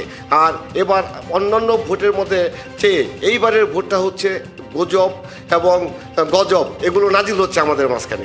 তো সেইখান থেকে যদি আমরা উঠে আসতে পারি, তাহলে নারীর ক্ষমতায়নে নারী তার ভোটাধিকার প্রয়োগ করবে।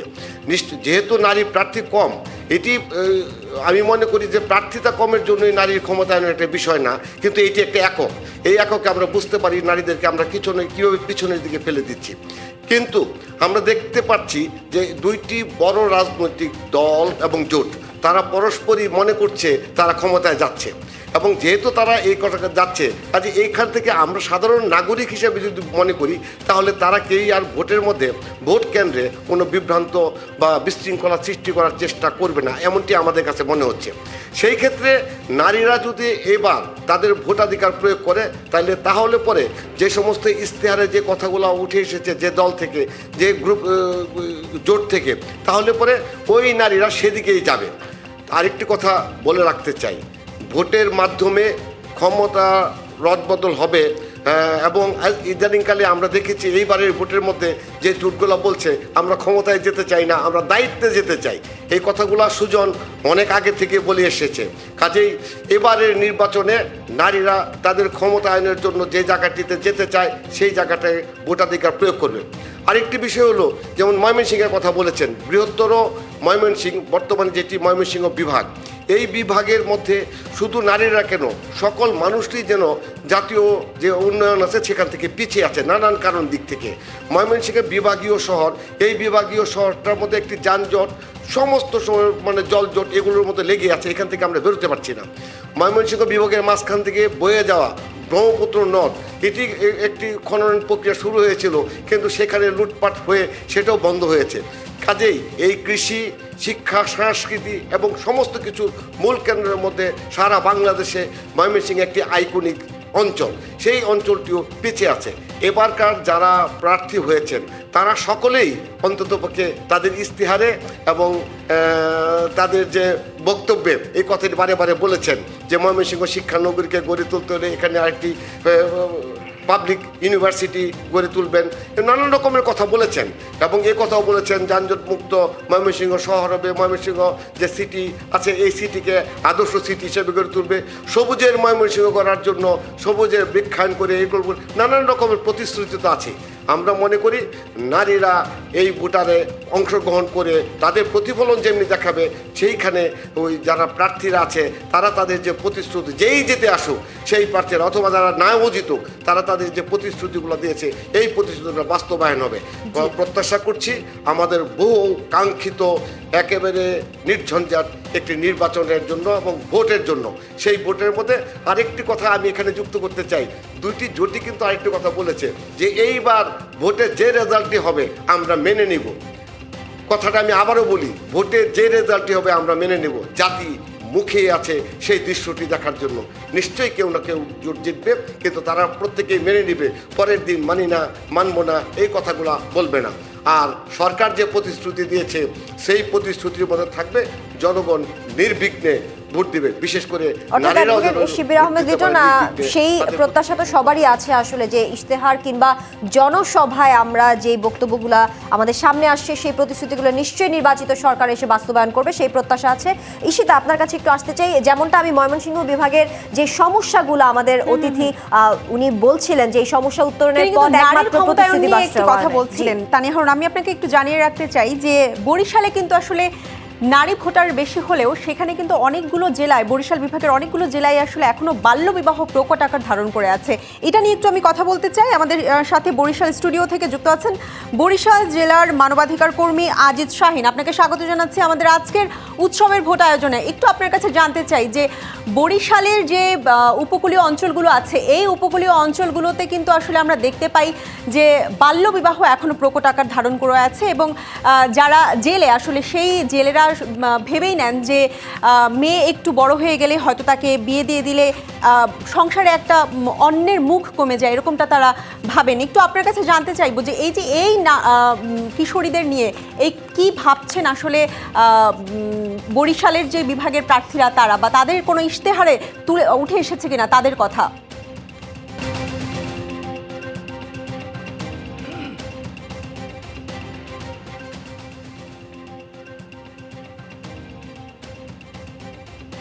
ধন্যবাদ। আমি আপনাদেরকে ধন্যবাদ জানাচ্ছি। এক চমৎকার একটি বিষয় নিয়ে আপনি আমাকে বলেছেন বা জানিয়েছেন। আমার খুবই ভালো লাগার একটা বিষয় হচ্ছে যে এই উপকূলীয় মানুষগুলো নিয়ে ডিবিসি আজকে কথা বলছে। উপকূলীয় জায়গাগুলোতে দেখা যাচ্ছে যে বাংলাদেশের অন্য জেলার চেয়ে বরিশালে শিক্ষার হার অনেক বেশি, এইরকম কিছু উপজেলা রয়েছে। তারপরেও যেহেতু এটা নদীমাতৃক একটা জায়গা, এখানে ছোট ছোট দ্বীপ চর এর উপরই এই জেলাটা বা এই বিভাগটা তৈরি হয়ে আছে। তো আমরা দেখছি, যেমন আমি উদাহরণ দিচ্ছি যে হিজলা মেহেন্দিগঞ্জ, এটা যদি দুর্গম পরিবেশ বা পরিস্থিতি যদি আপনারা অনুভব করবেন যখন আপনারা এখানে আসবেন, পাহাড়ি অঞ্চলের চেয়েও একটি দুর্গম জায়গা এটা। এখানে এই সিজনেই সবচেয়ে মানুষ চলাচল করতে পারে, তাও ছোট ছোট নৌকা অথবা স্পিড বোট এইভাবে।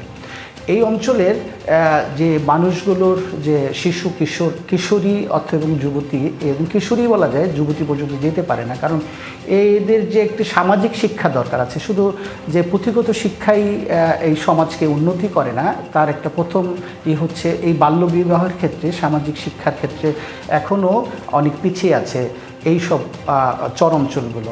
এবং এই কারণেই তারা যখনই একটু উঠতি বয়স হয় তখন তারা মনে করে অনিরাপদ অবস্থান, কারণ রাষ্ট্র এখন পর্যন্ত নিরাপত্তার ক্ষেত্রে এই চর অঞ্চলগুলোতে সেই নিরাপত্তা এখনও দিতে পারেনি, যার জন্য তারা সামাজিক নিরাপত্তার প্রয়োজনে এবং পরিবারের যে একটা সুষ্ঠু আচারের মধ্যে রাখার জন্য তারা এই অনাচারটা করে ফেলে। পরিবারগুলো যে অনাচার করে, এটা তারা যে অনাচার করছে এটা তারা নিজেরাও বুঝতে পারে না, কারণ একটা বয়সের সীমা রাষ্ট্র বেঁধে দিয়েছে, সেটার একটা স্বাস্থ্যের কথা ভেবেই, সমাজের স্বাস্থ্য এবং শারীরিক স্বাস্থ্য, এই যে পরিবর্তনগুলোর জন্য যে সামাজিক শিক্ষা দরকার পরিবারের, এই শিক্ষাটা আসলে এই চর অঞ্চলের মানুষগুলোর মধ্যে নাই, একেবারে নাই বললেই চলে। এবং এই সামাজিক নিরাপত্তার কথা ভেবে তারা পারিবারিক যে অনাচার করছে বা এই যে তাদের উপরে যে অন্যায়টা করছে, এটা তাদের মাথায় কাজ করে না। আমি মনে করি রাষ্ট্রের পক্ষ থেকে এবং সমাজ এনজিও, যারা জিও এনজিও সবাই মিলে কাজ করছে, তারা এই চর অঞ্চলে এবং একটু পিছিয়ে পড়া উপকূলগুলোতে সেখানে আরও বেশি তাদেরকে জানানো দরকার যে এই কাজটির জন্য ওই কিশোরীর শারীরিক এবং মানসিক কী ক্ষতি হতে পারে। আমার মনে হয় যে বাংলাদেশের এই অঞ্চলের যারা নির্বাচনী ইশতেহারে যারা সংসদ প্রার্থী রয়েছেন, তারা এটাকে খুব স্পষ্ট বলেনি, এটা একটা গাছাড়া প্রকাশ করেছে, যেটা আমি মনে করি যে এটা সমাজ সচেতনতার জন্য বা রাষ্ট্রের জন্য এটা অতটা গ্রহণযোগ্য হবে না। কিন্তু এমন একটি চমৎকার বিষয় আমার সাথে কথা বলছেন আপনারা বা আমি বলছি, সেটা হচ্ছে যে এটি বিষয়ে আরও বিশদ সংসদ সদস্য প্রার্থীদের ইশতেহারে দেওয়া উচিত ছিল। কিন্তু আজিজ শাহীন, আপনি বলছেন যে আসলে এই সমস্যাটি নিয়ে আসলে কোনো ইশতেহারে আসলে সেভাবে উঠে আসেনি। আপনাকে অসংখ্য ধন্যবাদ আমাদের সাথে যুক্ত হওয়ার জন্য। আপনি থাকুন, আমরা আবারও আপনার সাথে যুক্ত হব। হিমাদ্রি রাহা, আপনি আসলে শুনছিলেন যে নারীর ক্ষমতায়ন নিয়ে যখন আমরা কথা বলছি, তখন আসলে বরিশাল বিভাগের মতো বিভাগে ভোলা জেলায় আসলে আমাদের দুর্গম যে জেলাগুলো আছে সেখানে কিন্তু আমরা সেটা প্রায় দেখতে পাই। কারণ আপনি একটি কথা ঠিকই বলেছেন, মেয়েদেরকে বিয়ে দিয়ে ফেলতে পারে মনে হচ্ছে একটা ঘরের অন্য সংস্থানের বিষয়টা কমে গেল। মানে এটা আসলে সেই ধারণা এখনও রয়ে গেছে, যতই আধুনিক হচ্ছে কিন্তু পশ্চাৎপদ মানসিকতার মানুষ এখনও রয়ে গেছে। হয়তো ক্ষেত্র বিশেষে সেটি পরিবর্তন হবে। আমরা তখন যে বিষয়ে আলোচনা করছিলাম সেই বিষয়ে আলোচনা চাপে একটি বিষয় কিন্তু এখন স্পষ্ট, আরেকটি বিষয় কিন্তু কনসার্নের বিষয়, যে আইন শৃঙ্খলা পরিস্থিতি কেমন থাকবে। সকাল থেকে আমাদের সহকর্মীরা বিভিন্ন জেলা থেকে আমাদের কেন্দ্রগুলোর কথাও আপনি বলছিলেন শুরুতে, সেই বিষয়টিতেও কিন্তু আইন শৃঙ্খলা বাহিনীর যে তৎপরতা সেটিও আসলে সবার সামনে কিন্তু। এবং ঝুঁকিপূর্ণ কেন্দ্রগুলোতে কিন্তু আমি একটু জানিয়ে রাখি যে সেনাবাহিনী কিন্তু মোতায়েন করা হয়েছে, আইন শৃঙ্খলা বাহিনী কিন্তু সেখানে আছে এবং সেগুলো তারা আমরা সকাল থেকে যে সরাসরি দেখছিলাম যে আইন শৃঙ্খলা বাহিনী কিন্তু ঝুঁকিপূর্ণ কেন্দ্রগুলোতে আছে এবং তারা সেখানে হচ্ছে নিরাপত্তা দেওয়ার ব্যবস্থা, তারা নিরাপত্তা দেওয়ার ব্যবস্থা। কিন্তু এত সত্ত্বেও কিন্তু আমরা যখন উৎসবের ভোটের কথা বলছি, নেত্রকোনায় 5টি কেন্দ্রতে কিন্তু মানে আগুন দুর্বৃত্তরা হামলা করার চেষ্টা হয়েছে, পাপড়াতে একটি আসলে আগুন লাগানোর চেষ্টা করেছে। তারপরও তারা চেষ্টা করছে, আসলে মানুষ তো সংখ্যামুক্ত নির্বাচন চাই এবং সেটা হওয়া বলছে। আমরা এগুলোকে বিচ্ছিন্ন ঘটনা হিসেবে এখন পর্যন্ত মনে করতে চাই। নিশ্চয়ই সেই পরিস্থিতির উন্নতি ঘটবে এবং আমরা এই আইন শৃঙ্খলা পরিস্থিতি সকাল থেকে আমাদের সহকর্মীরা বিভিন্ন জেলা থেকে যুক্ত হয়েছিল, রাজধানী থেকেও যুক্ত হয়েছিল, আমরা জানছিলাম। পরবর্তীতে নিশ্চয়ই সেগুলো আমরা আমাদের সহকর্মীদের মাধ্যমে দর্শকদেরকে জানানোর চেষ্টা করব। দর্শক, আমরা উৎসবের ভোটে পর্যায়ে একটি বিরতি নিচ্ছি, ফিরছি একটু পরে, সঙ্গেই থাকুন। দর্শক, বিরতির পর আবারও স্বাগত জানাচ্ছি ত্রয়োদশ জাতীয় সংসদ নির্বাচন উপলক্ষে ডিবিসি নিউজের বিশেষ আয়োজন উৎসবের ভোট অনুষ্ঠানে। দর্শক, আমাদের যে উৎসবের ভোট বলছে, সেই উৎসবের ভোটের কিন্তু আর খুব একটা বেশি বাকি নেই, বলা যায় 19 ঘন্টারও কম সময় আছে সেই উৎসবের ভোটের, যে ভোটের মাধ্যমে জনগণ তাদের জনপ্রতিনিধিকে বাছাই করে নেবে। তানিয়া হারুন এবং ঈশিতা, আমরা যে বিষয়ে আলাপ করছিলাম, আসলে এবারের ভোটের মধ্যে কিন্তু 25% তরুণ ভোটার, নারী ভোটারও আছে অর্ধেকেরও বেশি, তারাই কিন্তু আসলে এবারের ভোটের প্রধান নিয়ামক বলা হচ্ছে, মোট ভোটার আসলে অর্ধেকই নারী ভোটার, গেম চেঞ্জার বলা হচ্ছে। আসলে তাদের যে রায়, সেই রায়ের ভিত্তিতে কিন্তু যে সরকার আসবে, সেখানেও একটি প্রশ্ন আছে, সেই সরকার যদি আসে, যাদের ভোটে আসবে তাদের প্রত্যাশার প্রতিফলন কতটা ঘটবে, নাকি সেই অতীতের মতোই পিছনে হটবে, সেই বিষয়গুলো নিয়ে আসলে এখন পর্যন্ত প্রশ্ন রয়ে গেছে। আমরা সেই প্রশ্নের উত্তর খুঁজছি আমাদের যারা দেশের অতিথি আছে তাদের কাছ থেকে। খুলনা বিশ্ববিদ্যালয়ের ছাত্র বিষয়ক পরিচালক অধ্যাপক ডক্টর নাজমুস সাদাত আমাদের সাথে আছেন। বিরতির আগে আমরা যেমনটি বলছিলাম, তরুণদের ভোট নিয়ে তরুণদের প্রত্যাশার প্রতিফলন কতটা ঘটবে, এই পর্যায়ে আপনার কাছে যে বিষয়টি জানতে চাই, সেটা হচ্ছে প্রত্যেকবার আমরা দেখি যে প্রত্যাশা প্রাপ্তির মধ্যে একটা বিস্তর ফারাক থাকে, সেটি প্রশমনের কোনো সুযোগ আছে কিনা, মানে সেটি কমানোর কোনো সুযোগ আছে কিনা এবার? প্রত্যাশার প্রাপ্তির মধ্যে বরাবরই একটা পার্থক্য থাকে। এখন প্রশ্ন হচ্ছে যে কতটুকু এটা পূরণ করা সম্ভব। আমরা প্রধান দুইটি জোটের ম্যানিফেস্টো দেখেছি যে তারা তরুণদেরকে নিয়ে একটা প্রোগ্রাম দিয়েছে, বিভিন্ন ধরনের প্রোগ্রাম দিয়েছে। আমরা 11 দলীয় জোটের ম্যানিফেস্টোতে দেখেছি তারা তরুণ সমাজকে এমনকি মানে সরকারে সম্পৃক্ত করার কথা বলেছে, একইভাবে বিএনপি সমর্থিত জোটও সেরকমের কথা বলেছে। সাথে সাথে তারা আবার একই সাথে একটা সামগ্রিক ইনক্লুসিভ বাংলাদেশের কথা বলেছে, তরুণদের কথা বলেছে, সাথে বয়স্কদেরকে নিয়ে মিলেমিশে একটা সমাজের কথা বলেছে এবং তাদের সামগ্রিক ডেভেলপমেন্টের কথা বলেছে। এখন তরুণদের প্রত্যাশাটা কি, আমাদেরকে আগে সেটা বুঝতে হবে।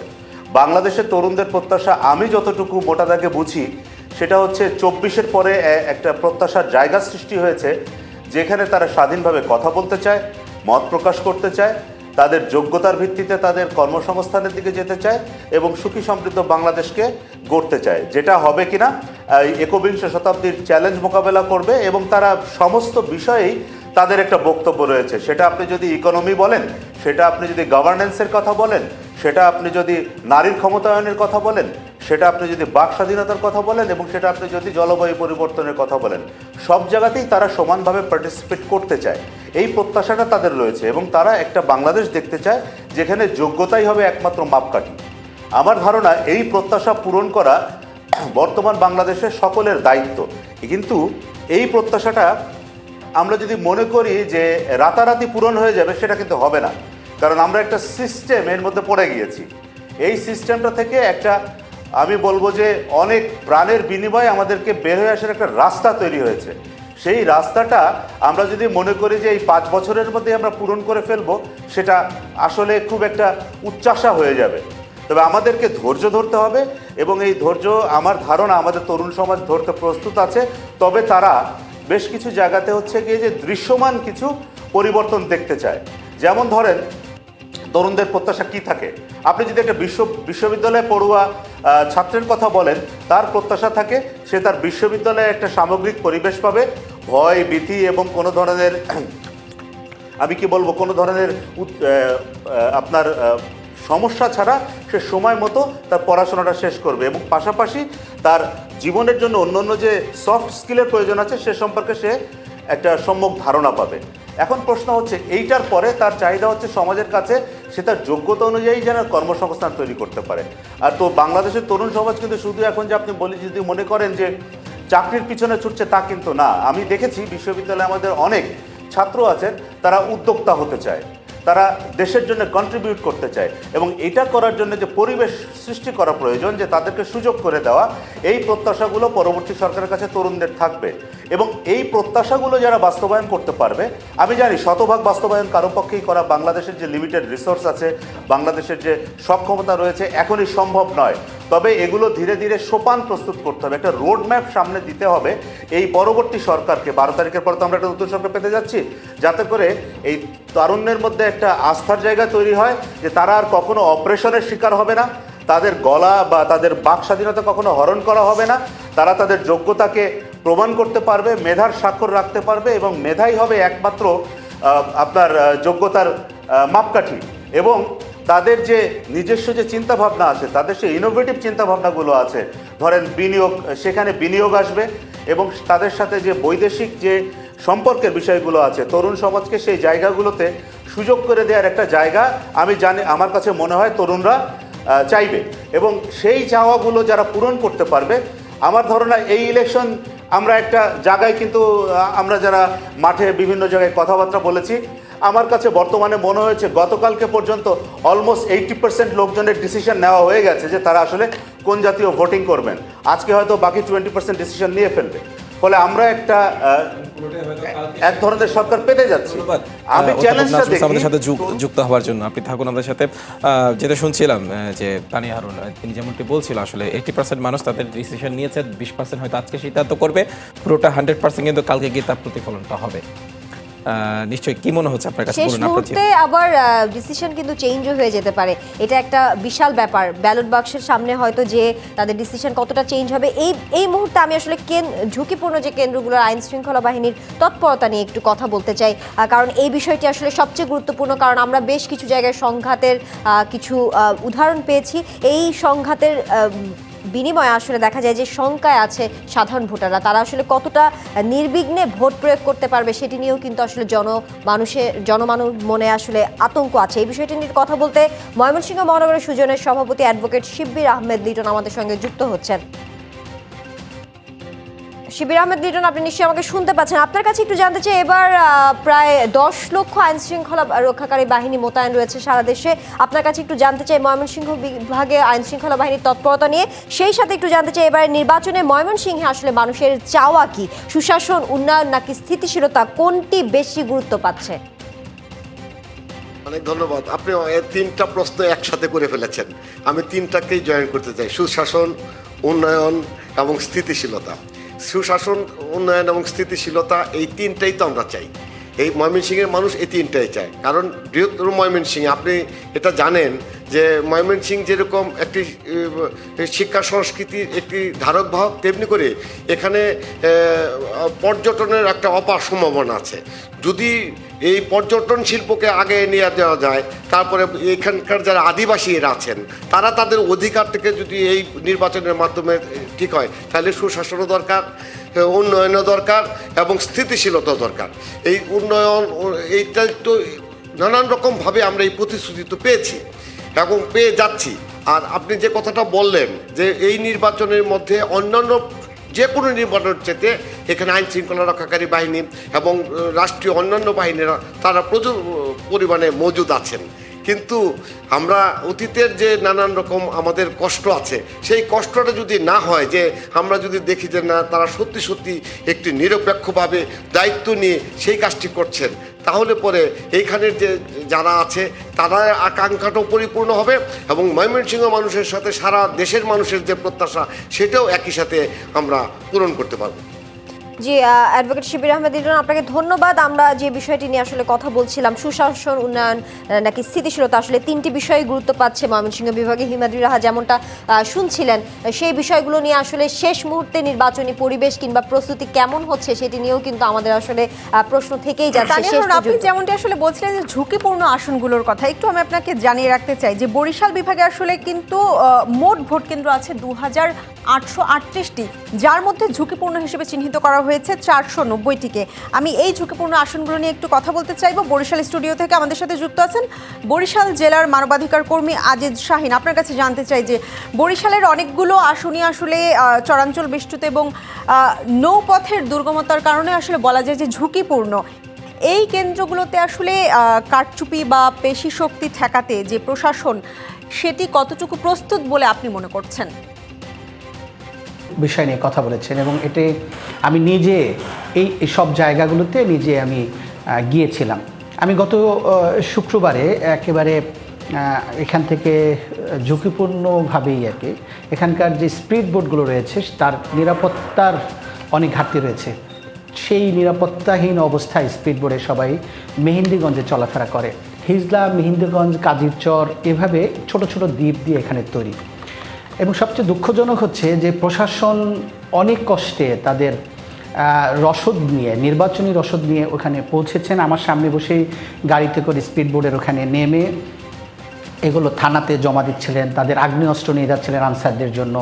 এই বিষয়গুলো আমি নিজের স্বচক্ষে দেখেছি এবং আমি থানায় তখন আমার অধিকারের অবজারভেশনের অংশ হিসেবে আমি থানার ওসি সাহেবের সাথে কথা বলার চেষ্টা করেছিলাম এবং আমি আমার নিজের চোখে দেখেছি যে রাষ্ট্রের পক্ষ থেকে যে পরিমাণ প্রস্তুতি দরকার সেই সমস্ত প্রস্তুতির সমস্ত সরঞ্জামাদি আমার নিজের চোখে আমি যেটুকু দেখেছি তাতে মনে হয়েছে তারা প্রস্তুতি নিয়েছে। তবে একটি চরাঞ্চলে এরকম ছোট ছোট দ্বীপ চরাঞ্চলগুলোতে যে পরিমাণ নিরাপত্তা দরকার সেই পরিমাণ রাষ্ট্রের প্রয়োজনীয় ব্যবস্থা আছে বলে আমি মনে করছি না। কারণ এদের যারা নিরাপত্তা দেবে তাদের নিরাপত্তার বিষয়ে আমার শঙ্কা রয়ে গেছে। কারণ আমি নিজের চোখে যা দেখে এসেছি সেটা হচ্ছে ওখানে মারমুখী একটি নির্বাচনের পরিবেশ রয়েছে।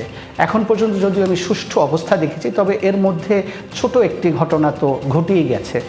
তো আগামী এই নির্বাচনের সামনে যদি কোনোভাবে কোনো কারচুপি করার চেষ্টা করে অথবা কোনোভাবে যদি এর নিয়ে কোনো ভাবনা থাকে অন্যভাবে, তবু সেক্ষেত্রে স্পোলিংয়ের মতো আগুন জ্বলে যেতে পারে, এটা আমার শঙ্কা রয়েছে। সেজন্য প্রশাসনের আমার জানা মতে, আমি যেভাবে জানি প্রশাসন সেভাবেই জানে তারা, তো সেখানে আরও জোরদার হওয়া উচিত বলে আমি মনে করি। কারণ কাজির চর এটি একটি ভিন্ন জায়গা, মেহেন্দিগঞ্জ একটি ভিন্ন জায়গা এবং হিজলা আরেকটি ভিন্ন জায়গা, এবং একটা জায়গা থেকে আরেকটা জায়গা যে নদীপথ, এটা আসলে আপনি কল্পনা করতে পারবেন না যে কত বড় বড় পরিবেশ। সেই সব জায়গাগুলোতে যে সমস্ত সরকারের সামর্থ্য অনুসারে যে ব্যবস্থা নিয়েছে এটি দৃশ্যমান হলেও আমার কাছে মনে হচ্ছে যে এইটি একটি বড় ধরনের ঝুঁকিপূর্ণ জায়গা। এই বরিশাল অঞ্চলের মধ্যে এটা সবচেয়ে, যতগুলো ঝুঁকিপূর্ণ জায়গা আমার কাছে সবচেয়ে বেশি কঠিন মনে হচ্ছে এই ঝুঁকিপূর্ণ জায়গাতে।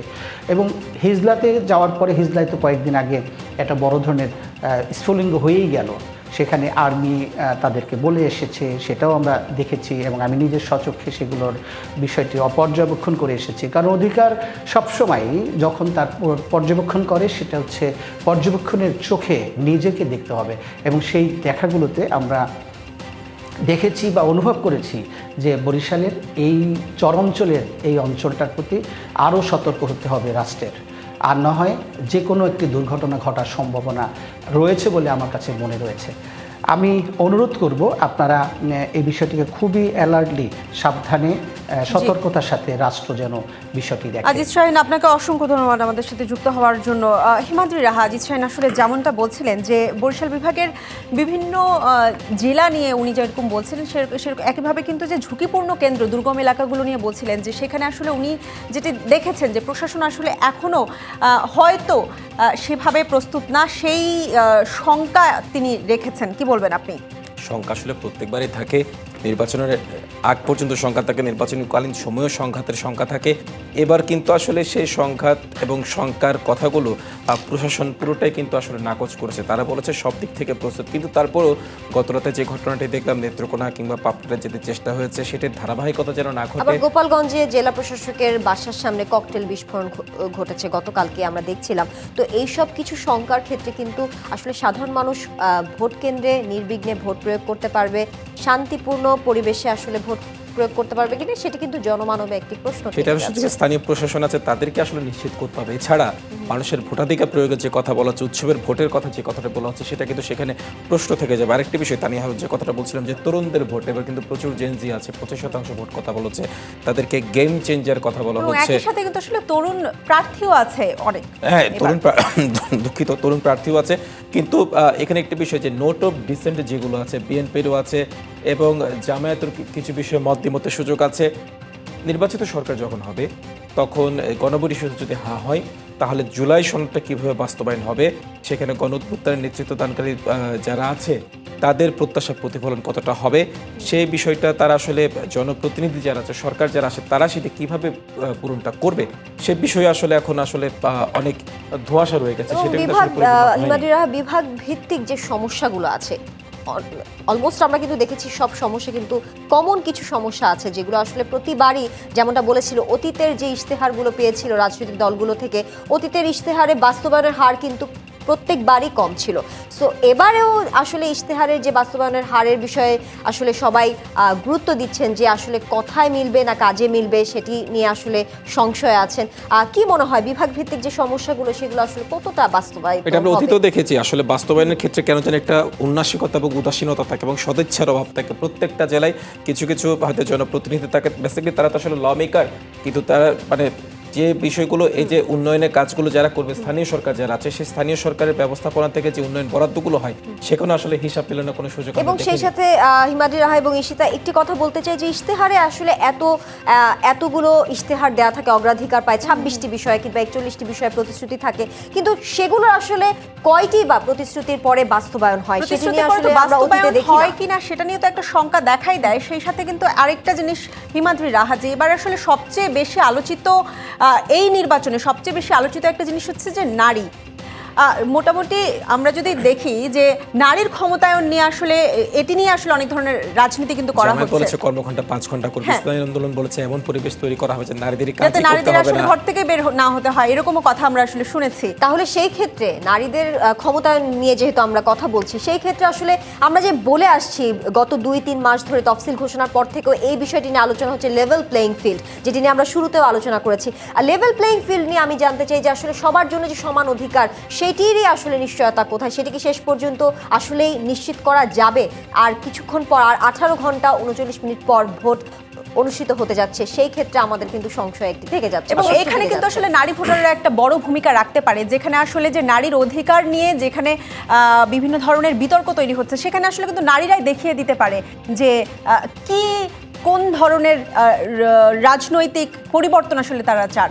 দর্শক, একটি বিষয় বলতে জানিয়ে রাখি যে সবশেষ পাওয়া একটি তথ্য অনুসারে যে এই নির্বাচনের আগের দিন কিন্তু আমরা অতীতে যেমন কালো টাকা ছড়াছড়ি বা টাকা সহ আটকের ঘটনা, এই মুহূর্তে একটি যে খবরটা আমি জানতে পেলাম যে ঠিক সৈয়দপুরের ওখানেও কিন্তু একজন জামায়াতের এক সমর্থক কিংবা প্রার্থী হতে পারে, হয়তো সেটা আর আমরা কিছুক্ষণ পর স্পষ্ট জানতে পারবো, টাকা সহ আটক হয়েছে আইন শৃঙ্খলা রক্ষাকারী বাহিনীর হাতে। এই বিষয়গুলো কিন্তু আসলে ভাবিয়ে তোলে, ভোটারদেরকে বিভ্রান্ত করে এবং নির্বাচনকে প্রশ্নবিদ্ধ করে। আমরা চাই যে আর হাতে যে সময়গুলো আছে, নিশ্চয়ই প্রার্থী যারা আছে, জনপ্রতিনিধিত্ব যারা করবেন অদূর ভবিষ্যতে, তারা নিশ্চয়ই বিষয়গুলো আবার মাথায় হিমাদ্রি, আপনি রেখে বলছিলেন যে ডিসিশন কিন্তু অলরেডি হয়ে গেছে, 80% ডিসিশন আসলে ভোটাররা এই কথা নিয়ে সত্য, ফেলেছেন, এই কথা কিন্তু সত্য। এই যে ঘটনাগুলো বারবার সামনে আসে সেই ক্ষেত্রে কিন্তু ডিসিশনের ক্ষেত্রে প্রভাব ফেলবে ডিসিশনের ক্ষেত্রে কিন্তু সেক্ষেত্রে মোড় নিতেই পারে এবং কয়েনের এপিটোপিট মোড় নিতে পারে, সেটা কিন্তু বলা যাচ্ছে না। ডিসিশনের ক্ষেত্রে কিন্তু আমাদের জাতি হিসেবে আমাদের কিন্তু বেশ কিছু রেকর্ডও আছে, আমরা কিন্তু আনপ্রেডিক্টেবল মানে জাতি হিসেবে, অর্থাৎ শেষ মুহূর্তে কি হয় সেটা অর্থাৎ কিন্তু শেষ মুহূর্তে পুরো ফলাফলের এদিক ওদিক হয়ে সেটা যায়। কিন্তু এবার শেষ- আমরা অতীতেও এবার দেখেছি। কিন্তু আসলে যে শুধু যে